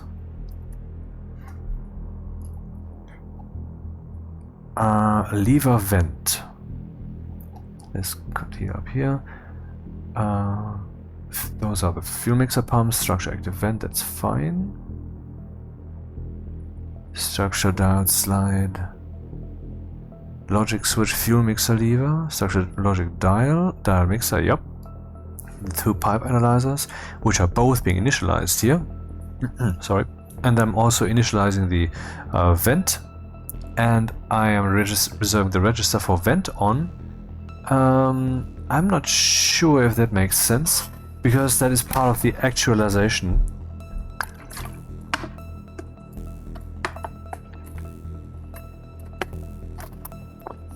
Of the mixer devices.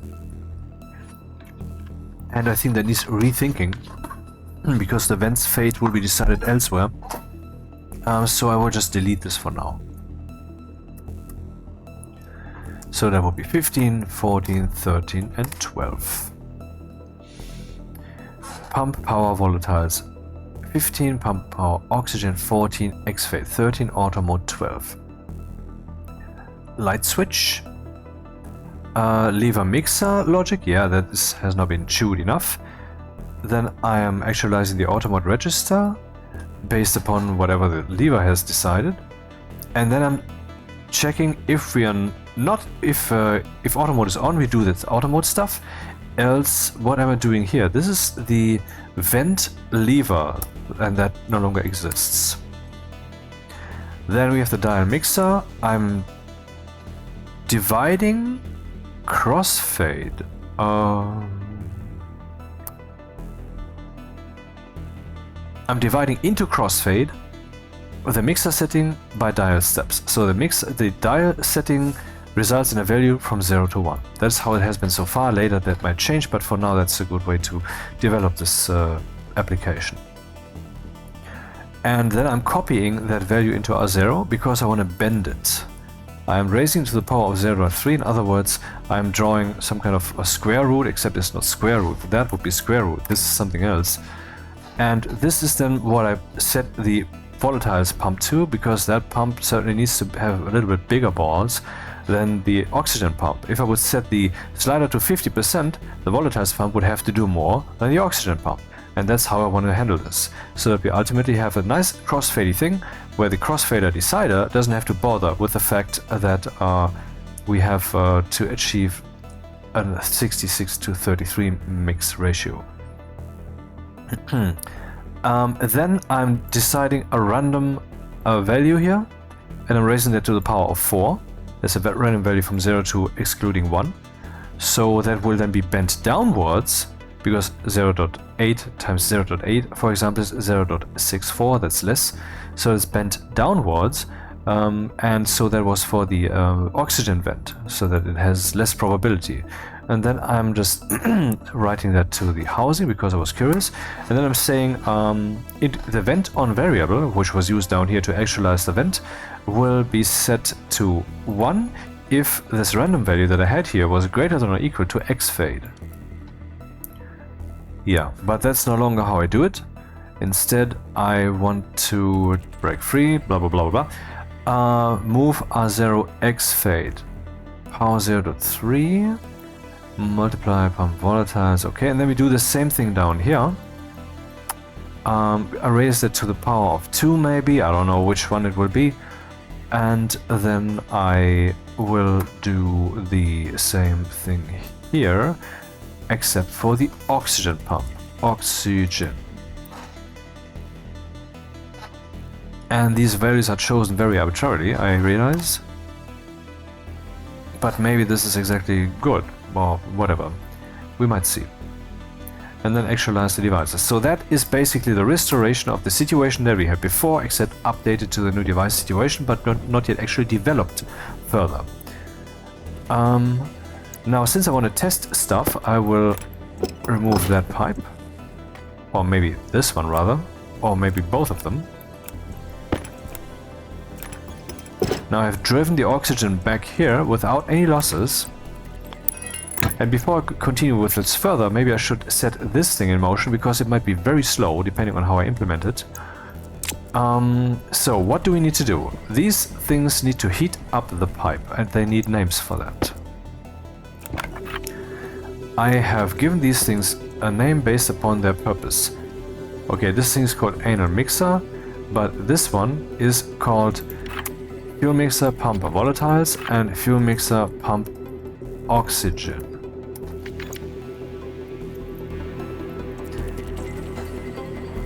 So this one should have an according name. That would then be fuel mixer anal volatiles. Actually, no, that's not right. That is not for the volatiles, it's for all of it. Bit irritating that it is right here. So that was wrong.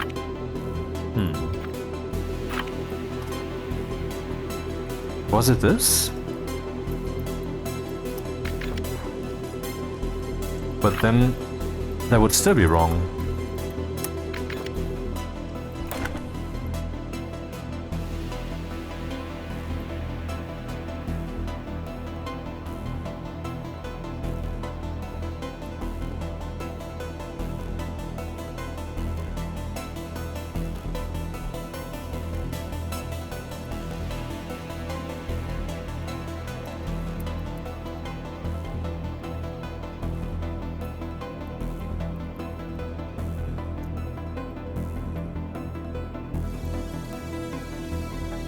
Is this the name that I had chosen? Fuel mixer anal.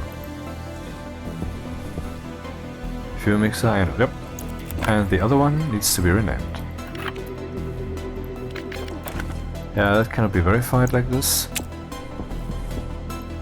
But I need to verify it, so I will now turn both of them off. Important.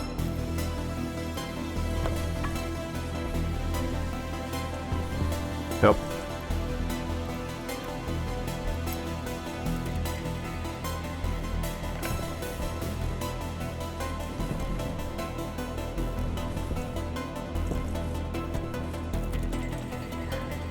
Okay, I would say let's turn the thing on. Will this affect the vent? I don't think so.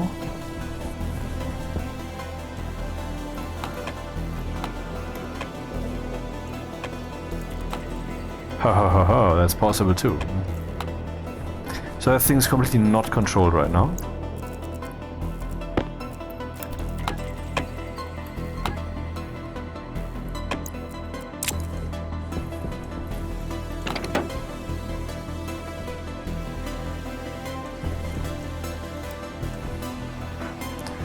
Yeah, okay, well, this is nice to see. 0.1 liters, 3 liters. 0.4 liters, 4 liters. 0.9 liters, 5 liters. That's way too strong, way too strong. 10, both of them fully running. 9. I mean, I know it needs to be crossfaded, so it's wrong right now. But still, the strength, it's just...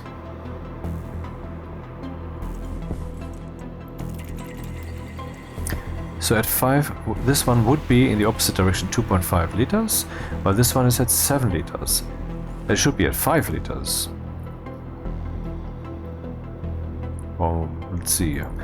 How about this? 0.75 and 1.5. Let's see what this does.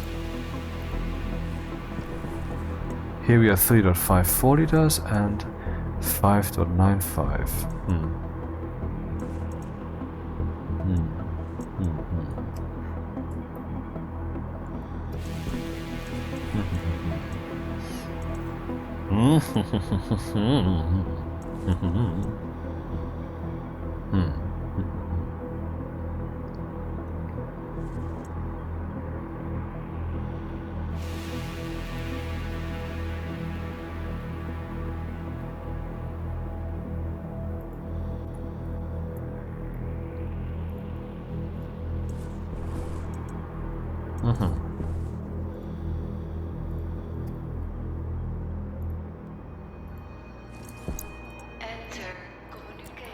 Yes, Eliza.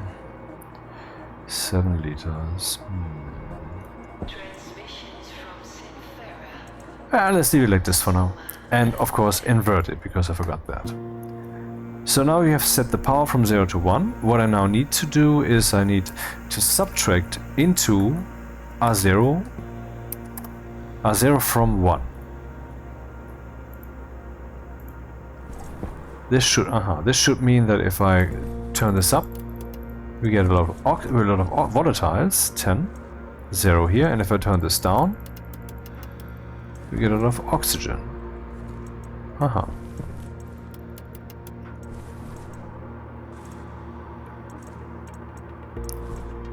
Interesting. Wait, let's see. 1, 2, 3, 4, 5. 1, 2, 3, 4, 5. Oh, it's indeed the middle. Yeah, but the oxygen should be weaker at this point.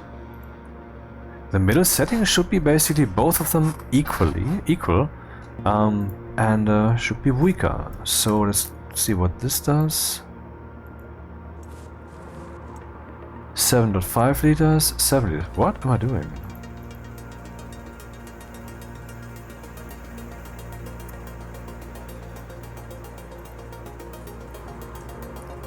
liters, 7 liters.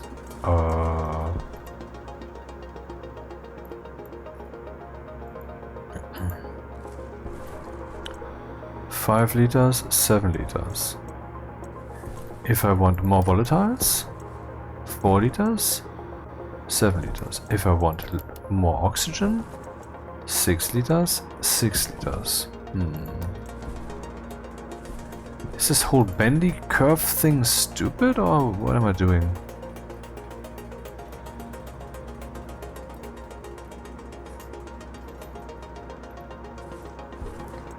Six liters. Now it's more.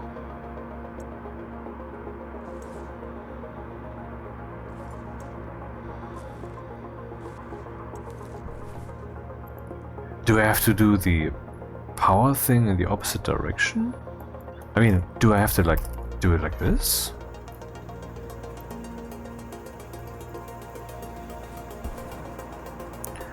Three liters, 7 liters, more volatiles.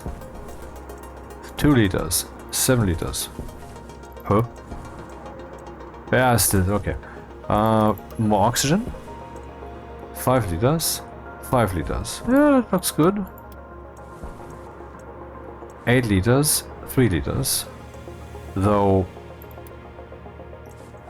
yeah, and 10 liters, 0 liters.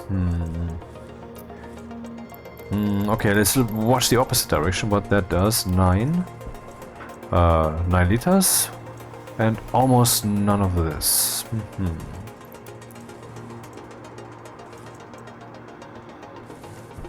I just find that we don't have enough resolution down here. 7 liters and 4 liters. This one is still pumping too much. I have to tone down the that one.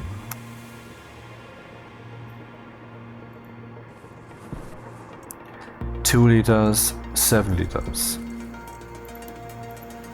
And at 1 we have 1 liter and 8 liters.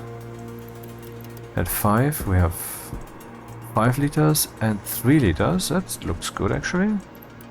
6, 2 liters, 6 liters. Yeah, I think we got it. Okay. Now, with all that time wasted, what about these two guys? I wanted to name them.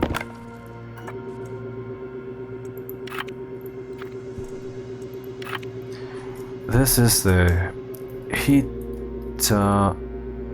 oxygen 1 in principle, but let's just be a bit shorter and so just say this heater 1 oxygen, even though that breaks with the strict concept of the names. I think it's the most reasonable compression here. And I think there's the structure pipe heater.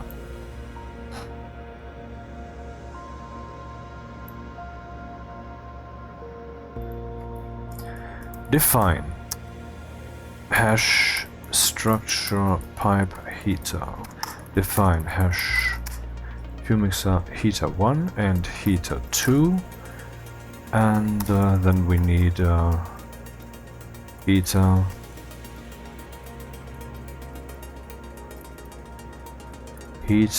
oxygen 1 and heater oxygen 2. And now I need to find out what the pressure and the temperature is in the fuel tanky thing. For that we go up here before we deal with the lever and all that crap. Load batch named into R0 from the pipe analyzer oxygen the pressure and also load the temperature.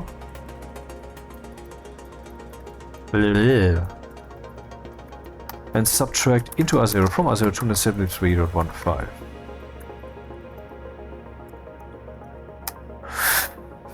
So, what is the goal here? First goal is make sure that the pressure in the tank is not too high. Now, actually the first order of business is protect the tank from dying. And we do that by turning the pipe heaters on. So here we have the pipe heaters. Maybe this one comes in later. So, right into register R1.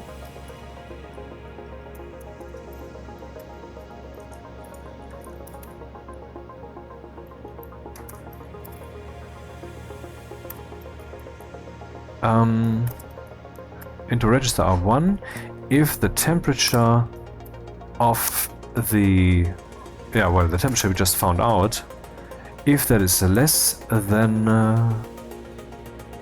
20 degrees Celsius, let's actually go that far. Or should I go to 0? Sorry, I'm not sure how it works with the fuel mix. Let's say 0 degrees actually. I know the pipe heater in the rocket is set to 20 degrees, and maybe I should change that, because that would also decrease the temperature gradient between the gas that we have in there and the outer atmosphere, and thus will heat less, because we don't need it that warm. Maybe we should do that right now. Bongik.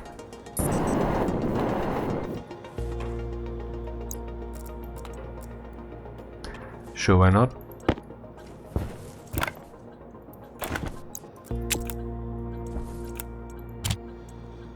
Import. That would otherwise suck hard. Pause. If less than wait, what? If it's less than minus 120 Celsius, I would just jump back to start, because then all hope is lost anyway. I did this because what if some measurement is not possible, and then I would think it's 0 Kelvin and these things kick in. That's just idiotic. So at 0 degrees, this one will be on until we have 0, and this one at minus 60. So as an emergency fallback.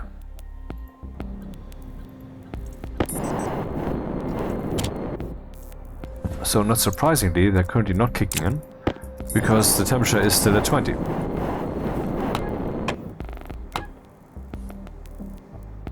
And it's cooling down quick. Even though all pipes here are insulated. But the tank itself isn't. And there does not exist an insulated variant.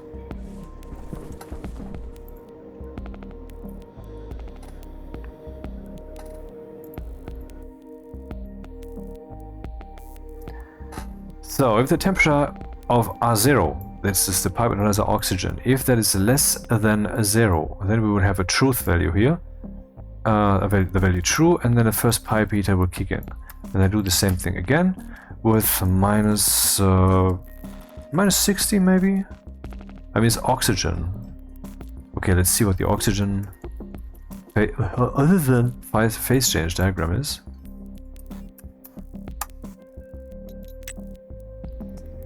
Here we are at minus 120, so we have plenty of room there. Let's go to minus 80 to save some power. Then again, no, I need to... Nah, stick with minus 60. It's an established number. So that's what this thing does. And if I, you know, do this now, if I click export, then they should immediately turn on. And now I could test this, but I also want to see what the event does in interaction. And actually, I should use register R2 here, because I need the combination of the two, or into R1, the combination, or into R0, because it's free now. The combination of R1 and R2. If any of these guys is on 6, then I want a 0 here.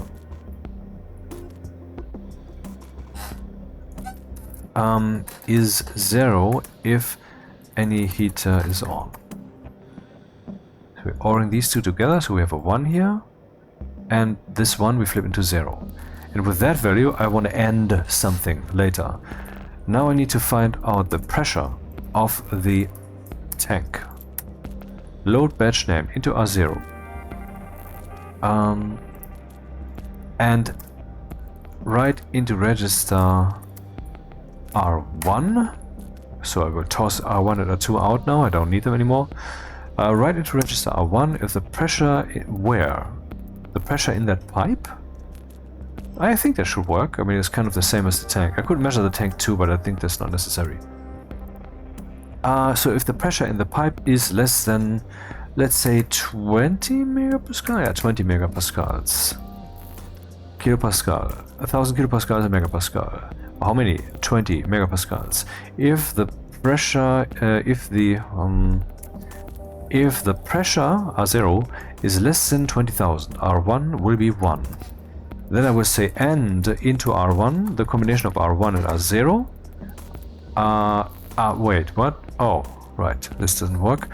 Up here I have written R0 is 0 if any heater is on.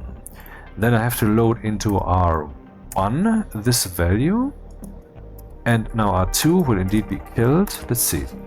Loading the pressure into R1. If R1 is less than 20,000, R2 will be true. And I'm combining R2 and R2 with R0, so R0 will be nulled if any heater is on, and then I can actualize the event accordingly. Where is it? Where is it? Where is it? And then we will actually have an oxygen heater, an oxygen gatherer system, which we have never had in this playthrough so far. On no, R2. And has that already been set to the right mode? It has been. Save. What should happen now? Let's see. Theory. When I click export. Since it's very cold in here, both pipe heaters should kick in. Since there's very little gas in here, that should be very quick, and then they both turn off, and then we should get some more gas, and being back and forth, except that will only be one heater in that situation. Let's see. Well, that takes a while. Is 17 moles? That's how long that takes? Or is it because there's so little gas in there, so it cannot really heat it? Or maybe it's because the tank is... yeah, maybe that's what it is. Well, since it takes so long, let's take a look at the power systems, so we get some idea of what's happening here. We're currently consuming 2,300 watts, and that's new.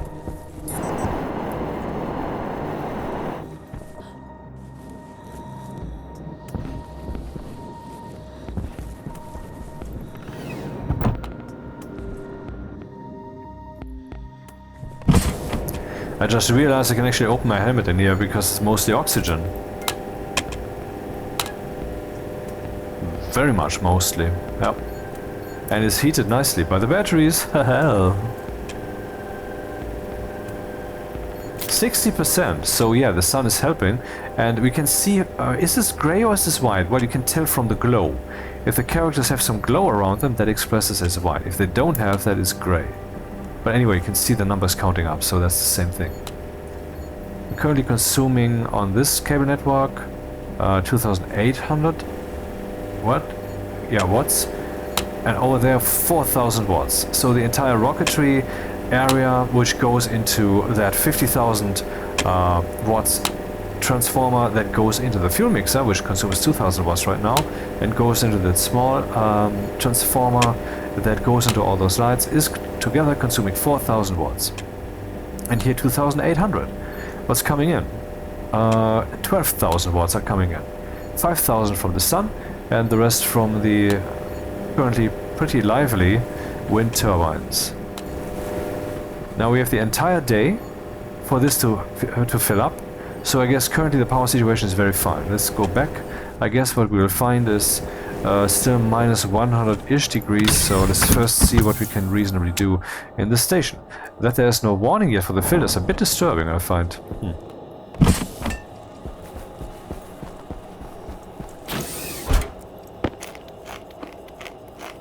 So now we will have an oxygen source that will heat up, and it will be very slow, but I mean there will be a lot of downtime. Hey, what kind of oxygen level do we have here? We had 30. Very good that this thing doesn't update, and now we have 31. So I guess this is working, and this guy's, I guess, no longer kicking in, huh? As long as this guy's busy. The plants, what are they doing? Flying towards seeding, so not quite done yet. The wheat, though, is done. So let's harvest the wheat then.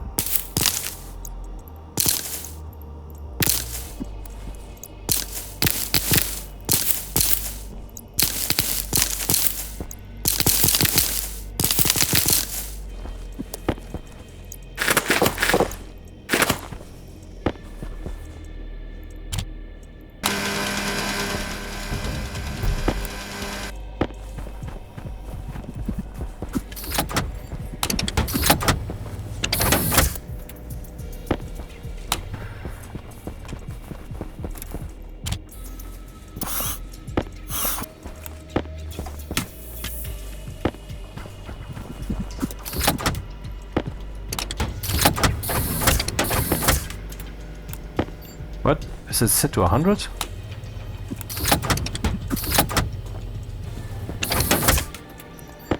Yeah, well, the setting automatically adapts. Now it's at 500, now it's at 200, and in the middle it's at 100.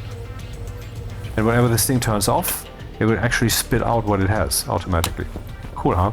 Same for these guys. They turn on simultaneously when I turn on from manufactory, and when I turn it off, they will first wait a little, then they will spit out what they have, then they will turn off. The source code will at some point all be available for download. I hear that this is, I get the feeling, let's call it that, that this is very welcome. And I get the feeling again, this is very welcome. Okay, so you're very, very welcome. Maybe I should talk about that for a moment while I'm turning down the music, which is nice, but a bit much for the moment. So, you know, we have this. Let's go to the computer. Maybe I go to the other computer while we're at it. What's the oxygen doing? Still fine. Empty.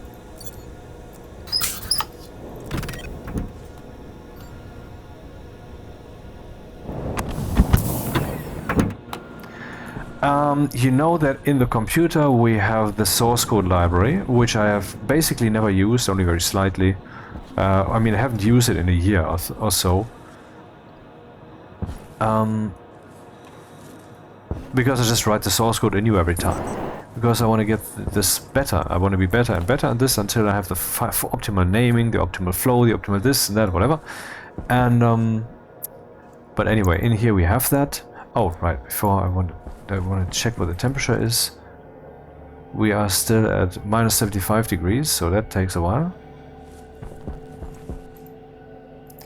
Here we have the all the commands the thing has. Here we have all the constants, like for example the colors.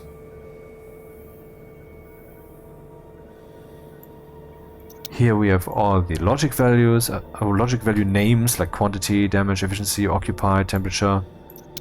And here we have a superfluous little gimmick. I can paste over the entire source code here with the paste button. I can copy the entire source code into my clipboard and then edit it with an external editor. With clear, I just clear it, or I just import from an empty chip. That works also. And library is the thing. There we have some source codes. And this is the thing, right? Hey, what's happening? Oh, that's funny. Good thing this doesn't cost us anything. Imagine these things also had some switch on energy waste, which they don't, you know. The active vent was not ever on so far, is my assumption. I mean, it would be logical. And so what this this on and off thing was the balancing with the tank.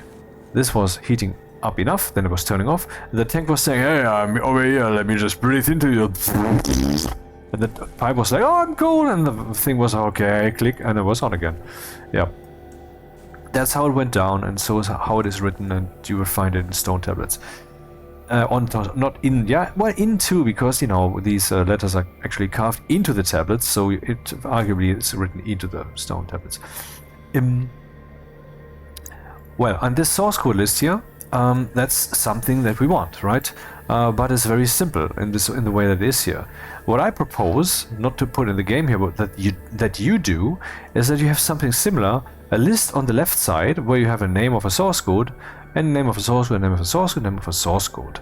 And what I propose is also that you have subfolders there, here in this tree, that you can just see. I unfold this for temperature control or whatever your criteria will be.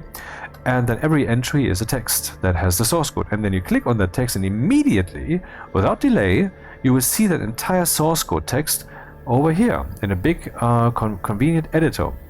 And what I also propose is that whenever you edit the source code, it will be saved automatically. It's an instant edit. I mean, you have undo features and all that, and hopefully you're not too stupid to not have any backups, because that would be stupid, you know? I back up my source code usually multiple times a day at the office, but at least once. I mean, before closing time, before I go home, definitely the source code that I've worked on the day will be 7-zipped, and then I will put it on the server. So it will be on my computer, and a copy of archived on my computer in the editable format on my computer, and archived on the server also. Also, every once in a while, of course, I take a backup of my entire machine and have a second backup of my entire machine, and so forth and so forth. I mean, you can do too many backups, but I'm pretty sure that most of you are not doing enough. Anyway. So I propose that you do all these things with the source code, and then you might ask, how the fuck are we supposed to do this? Well, you download IntelliJ IDEA. IntelliJ, I think that's easy to know, right? To write down Intelli, like intelligence with double L, and then the J, like for Java, because it's it developed in Java and it can be used for Java and other programming. If you believe you know something about Java, hey, Java is this insecure, slow programming language that should no longer be used, then you're an idiot because you don't know shit. If you are convinced of this based upon some information that you saw somewhere, heard somewhere without actually knowing the background, then you have copied false data from bad sources and have a belief that is profoundly wrong. If it would just be slightly wrong, then you wouldn't be an idiot for it, but this is a profoundly wrong belief, because Java is an extremely important language still. It's like number 2 or number 3 when it comes to backend development worldwide still in 2025, so... Anyway, so it doesn't matter. It's actually not about Java at all, but this thing is called IntelliJ. And there are 2 editions, the commercial edition, which you have to pay for, and the community edition, which we actually use at work, because when you program Java, that is completely built in, and yes, it can be used for commercial purposes. There are no doubts about that. Certainly, we verified that multiple times over the years. Then you will have what I just described. You will have on the left side a project tree. I mean, you just say new project or whatever, and then you choose the folder where that whole thing will be, and there will your project be. And then you can have folders in there, and you can put some stuff in them. And what you can put there is, for example, just text files. And you can you can rename them and order them, like I said, with folders. You click on them, they will be here. When you change something, that will be saved immediately as soon as the application loses focus, or if you have to edit for 10 seconds, or stuff like that. So it will auto-save. And then can immediately click through all the source codes, and I intend to make a video about that at some point, and for that I need source codes, and I will use all the source codes of this playthrough as a demonstration. I think is loosely the plan, and then I will just give you a download of the project. Huh? Where were we?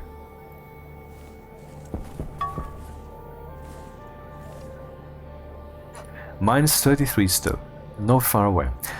Okay, now we have this crossfading thing. Next question would be, how many lines of source code do we have left?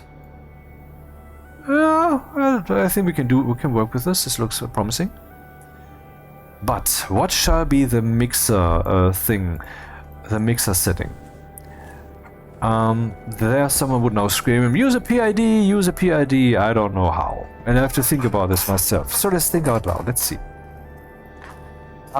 We have here the is of the mixing situation, and we also have an ought, like what is it supposed to be. The ought obviously is 1/3 volatiles, 2/3 volatiles, and 1/3 oxygen. And the is, we can see here, is slightly different.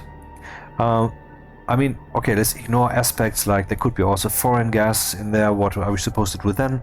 I would put a solution for that in there too. Like there will be the entire thing will be shut down, and there will be an alarm light here when the two of them, oxygen volatiles added together, do not add up to 99%. If there's more than 1% crap in there, then shut down the facility. You know. But anyway, it would then be enough if we just take one of these two values, let's say volatiles, for example, because it's a larger number, and so that gives the feeling, at least gives me the feeling, that this would then lead to a more precise and more weighted measurement, as if we use a smaller number. I mean, let's say the smaller number would be 1% and the higher number would be 99%. Which of the two of these would you rather choose to decide what is supposed to happen? So I mean, the 1% value can elast down. Well, okay, maybe that's a bit too extreme. Let's say 5% versus 95%. Isn't that the same problem still? Huh? It might actually not matter. Anyway, I choose volatiles. So we need one value here. Let's say volatiles, and we aim for 66%. And so we would then be able to measure an error. We would see what difference we have between the is and the ought, and we would have just a number. We could, you know, it would be a 0.1 or 0.05, whatever would be the difference, or minus 0.07, depending on how we subtract that, or depending on where the value is it 65% or 67%, when 66 is the ought. And well, the next step then is to yeah, and that's where things get complicated, and that's why I'm thinking out loud.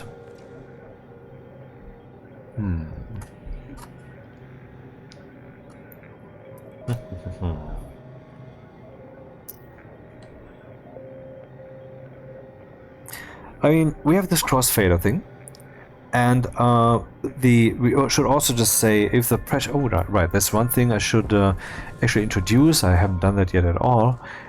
The pressure in the overall thing, we are already at 21 megapascals. Wow, man. That's a lot of fucking megapascals. Let's just define a limit. I would say 25 for now, so we can also see that kick in before I'm actually in the dangerous regions. Define max mixer pressure. That's a funny word. Max mixer pressure 25,000 kilopascals.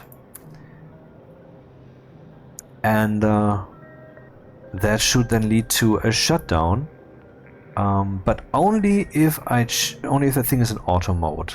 If I do manual shit, that's manual shit. That's just what it is.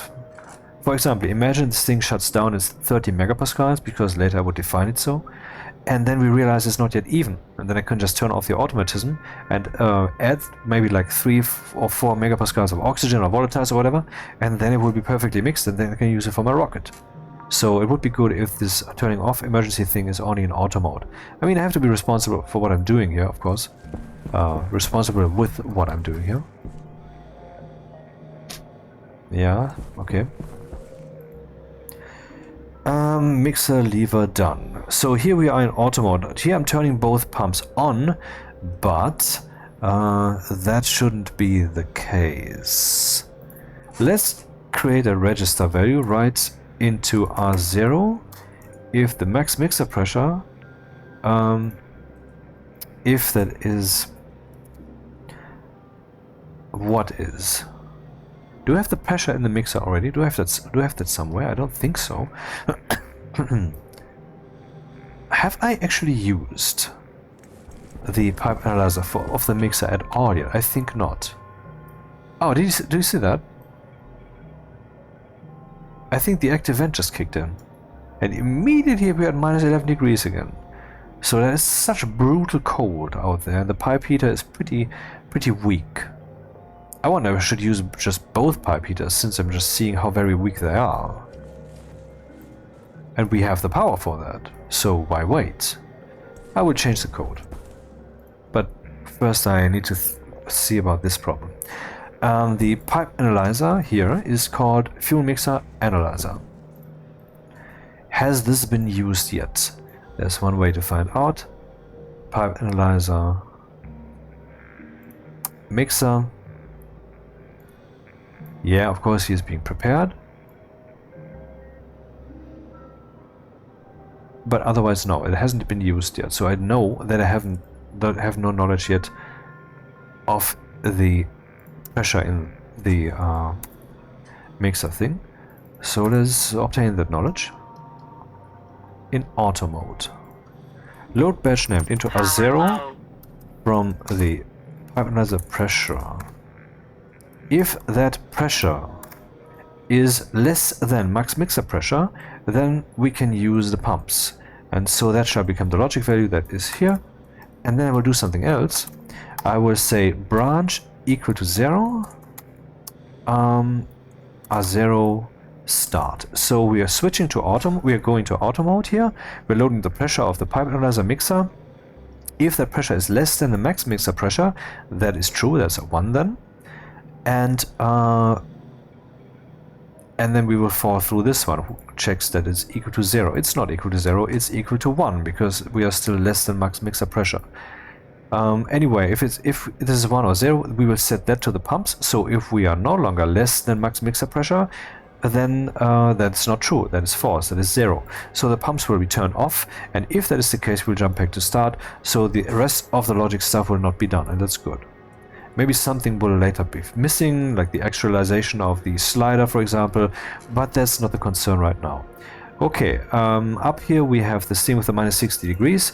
I will set that to 0 degrees also, like an idiot, and now both are on. And so they're heating with double the power now. And we are still at 384 kilopascals, and I realize this will take about 10 fucking years to heat up enough. Which means that I will now... Too bad I don't have another pipe analyzer here.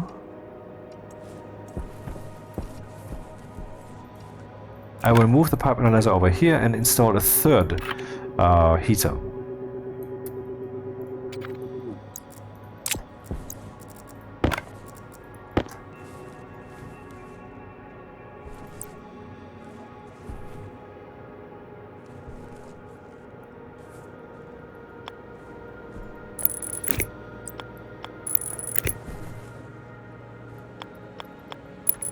$3,000 watts of heat.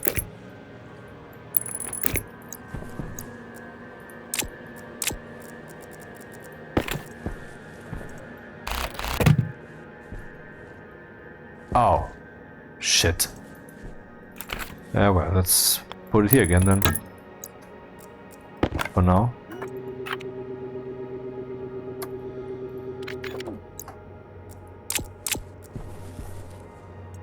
It's not on?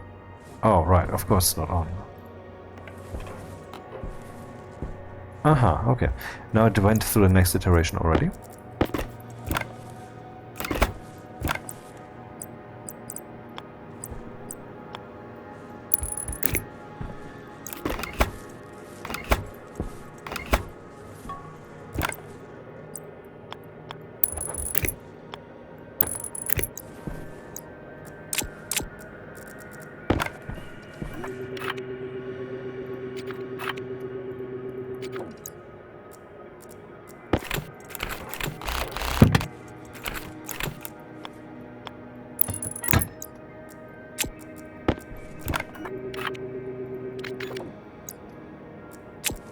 I need a third pipe heater.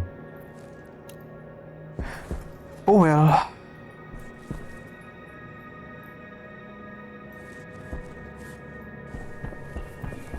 So anyway, about the balancing. The goal is to set the slider so that the crossfader, I mean, so that the error will be minimized. I would have to, I believe, set the crossfade value and then give it like 2 game takes or whatever to measure the difference that develops in that time, and then I have to change that depending on what error development we have in the respective direction. Like, okay, we're getting less and less volatiles here as we want or whatever, and so we need to dial it in that direction. And then I will measure the error again, the error development. And at some point the error development will be smaller, and so that's a bunch of registers and history remembering and so forth. Not easy. Wonder if the lines remaining are good for that. I can of course make like 15 if not 20 lines easily.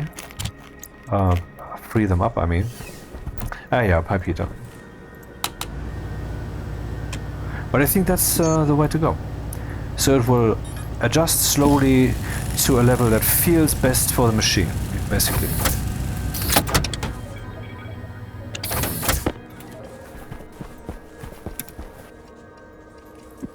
Seeds. 1, 2, 3, 4.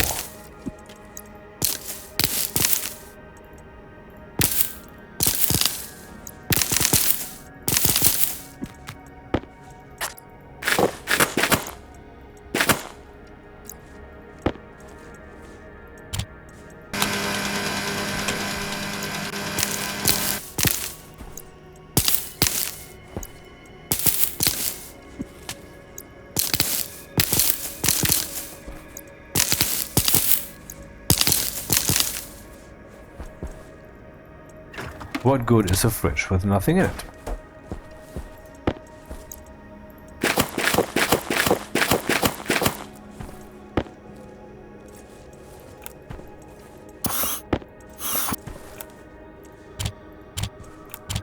$12 milliliters and 54. Yeah, soy oil wise, we're looking good.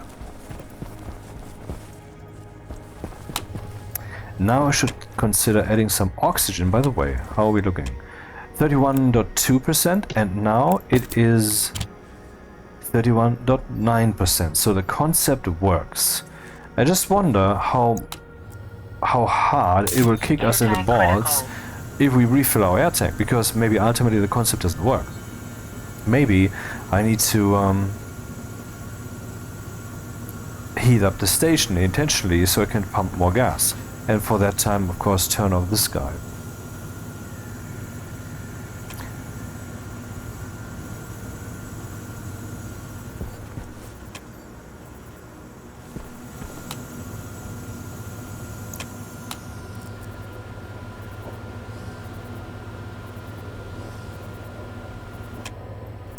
And the jetpack.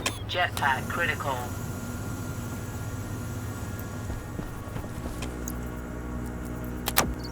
%. I mean, that's not warning me now that the filter is low is a bit disturbing.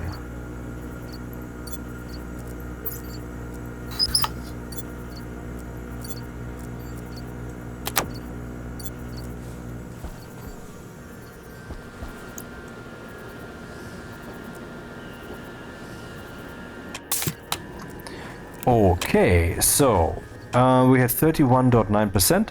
What happened? Whoa, 27.9. What I just said might just be true. It might be that this measure is just too weak to get us there. That's radical.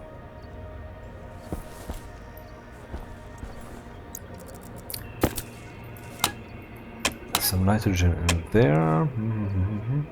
By the way, the canister here is only there because I want to measure the pressure of this guy and was too lazy to put in a pipe analyzer. This guy allows to measure whatever pressure is in there.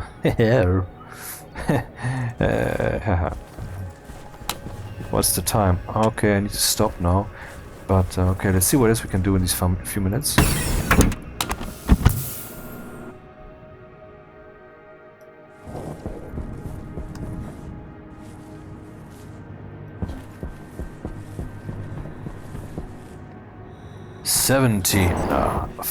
Size 500 ingots. 69. Power still counting up. Looking good, yeah. But now I will use 1000 watts more. What would that do? I think we still have time to investigate that thoroughly.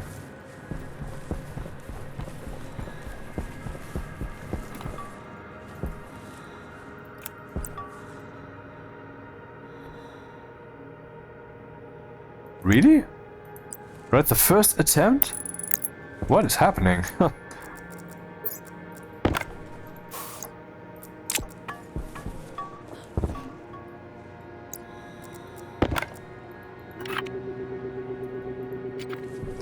So that will be heater 1, which will kick in now, of course. Ah, okay, I forgot to connect the logic. That will be heater 2. And that will be heater 3, which will now turn off because... Will it? No, it's not in control. I mean, why do I have 3 heaters now? 3 heater names. I can just... Actually, yeah, that's true. I mean, I know that this is just too slow for comfort without 3 heaters. So let's just give it one name. The heater is... the heater's name is this. Fuel mixer, heater, oxygen.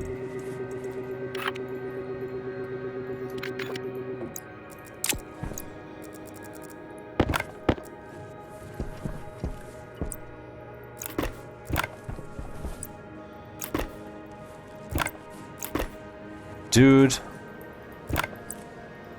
Yeah.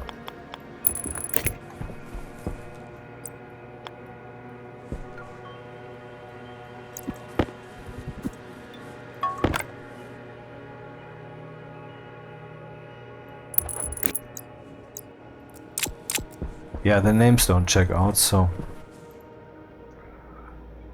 Where are the heaters? Heater, oxygen... And I will just turn those on. There we go. That can go away, that can go away. And then we don't have any more O-ring going on. So I'm finding out if the temperature is appropriate, and then I write that into... Wait, is R0 still needed somewhere? No, it's not. I'm writing into R0 here. Why am I writing into R1? Because I needed R0, the temperature, twice. I don't need this now, though. Actually, write into R0 if the temperature is less than 0. And then turn all the pipe heaters on accordingly. Then we invert that value. And we are loading the pressure of the pipe system into R1. And if the pressure is less than 20,000, then R2 will be true, will be 1. And then we end together into R0, the combination of R0 and R2. Let's verify. Actually, no, let's export.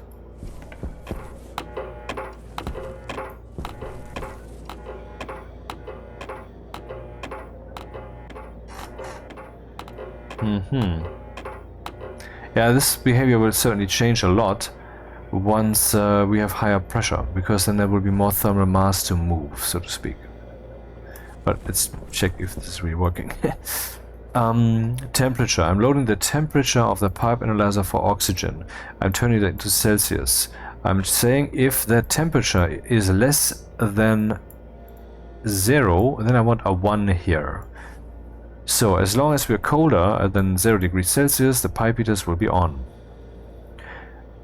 Then I'm inverting that value here.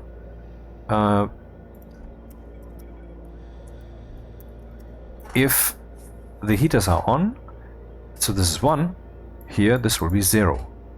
But this means that if these heaters are off, this will be 1. And so in principle we could say the vent will be on when the heaters are off, except for the pressure kVat.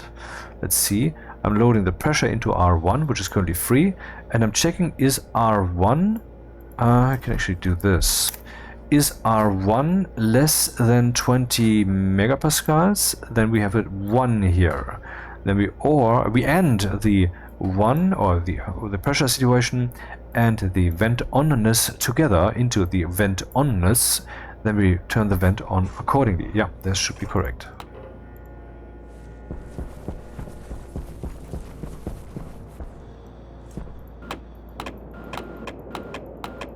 La la la la la la la, fuck you. So let's see what happens.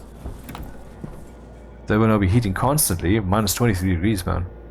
Yeah, but we are at 800 kilopascals, so if we keep going like this, we will reach 2, 3, 5, whatever megapascals at some point in the far future, but that is for another episode, I'm pretty sure. Not this one. Yeah, the power situation, let's see what the development is.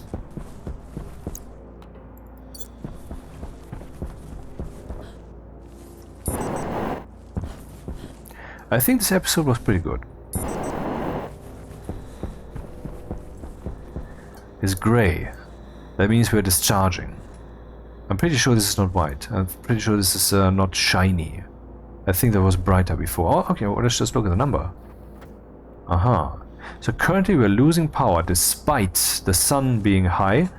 How much power is coming in with these guys? It's 3000 watts. Okay, that doesn't count. These guys are usually a little bit higher than that. And then we should look better, I think. Yeah, there we go. It just turned white. If you look closely, you can see that there's some shine to it. It's not just brighter, it's also shiny. It has some glow. Yeah, but that's the day situation right now. Now that is sometimes white. What power do we get? 3000 still. Oh, okay. I think we should be fine. I mean, lots of batteries here. And pretty much highly charged already. And these guys can go up to 12,000 and more. Which is certainly more than 3000 over there. La la la. Yeah. I would say one last look at this and I shut this down for today.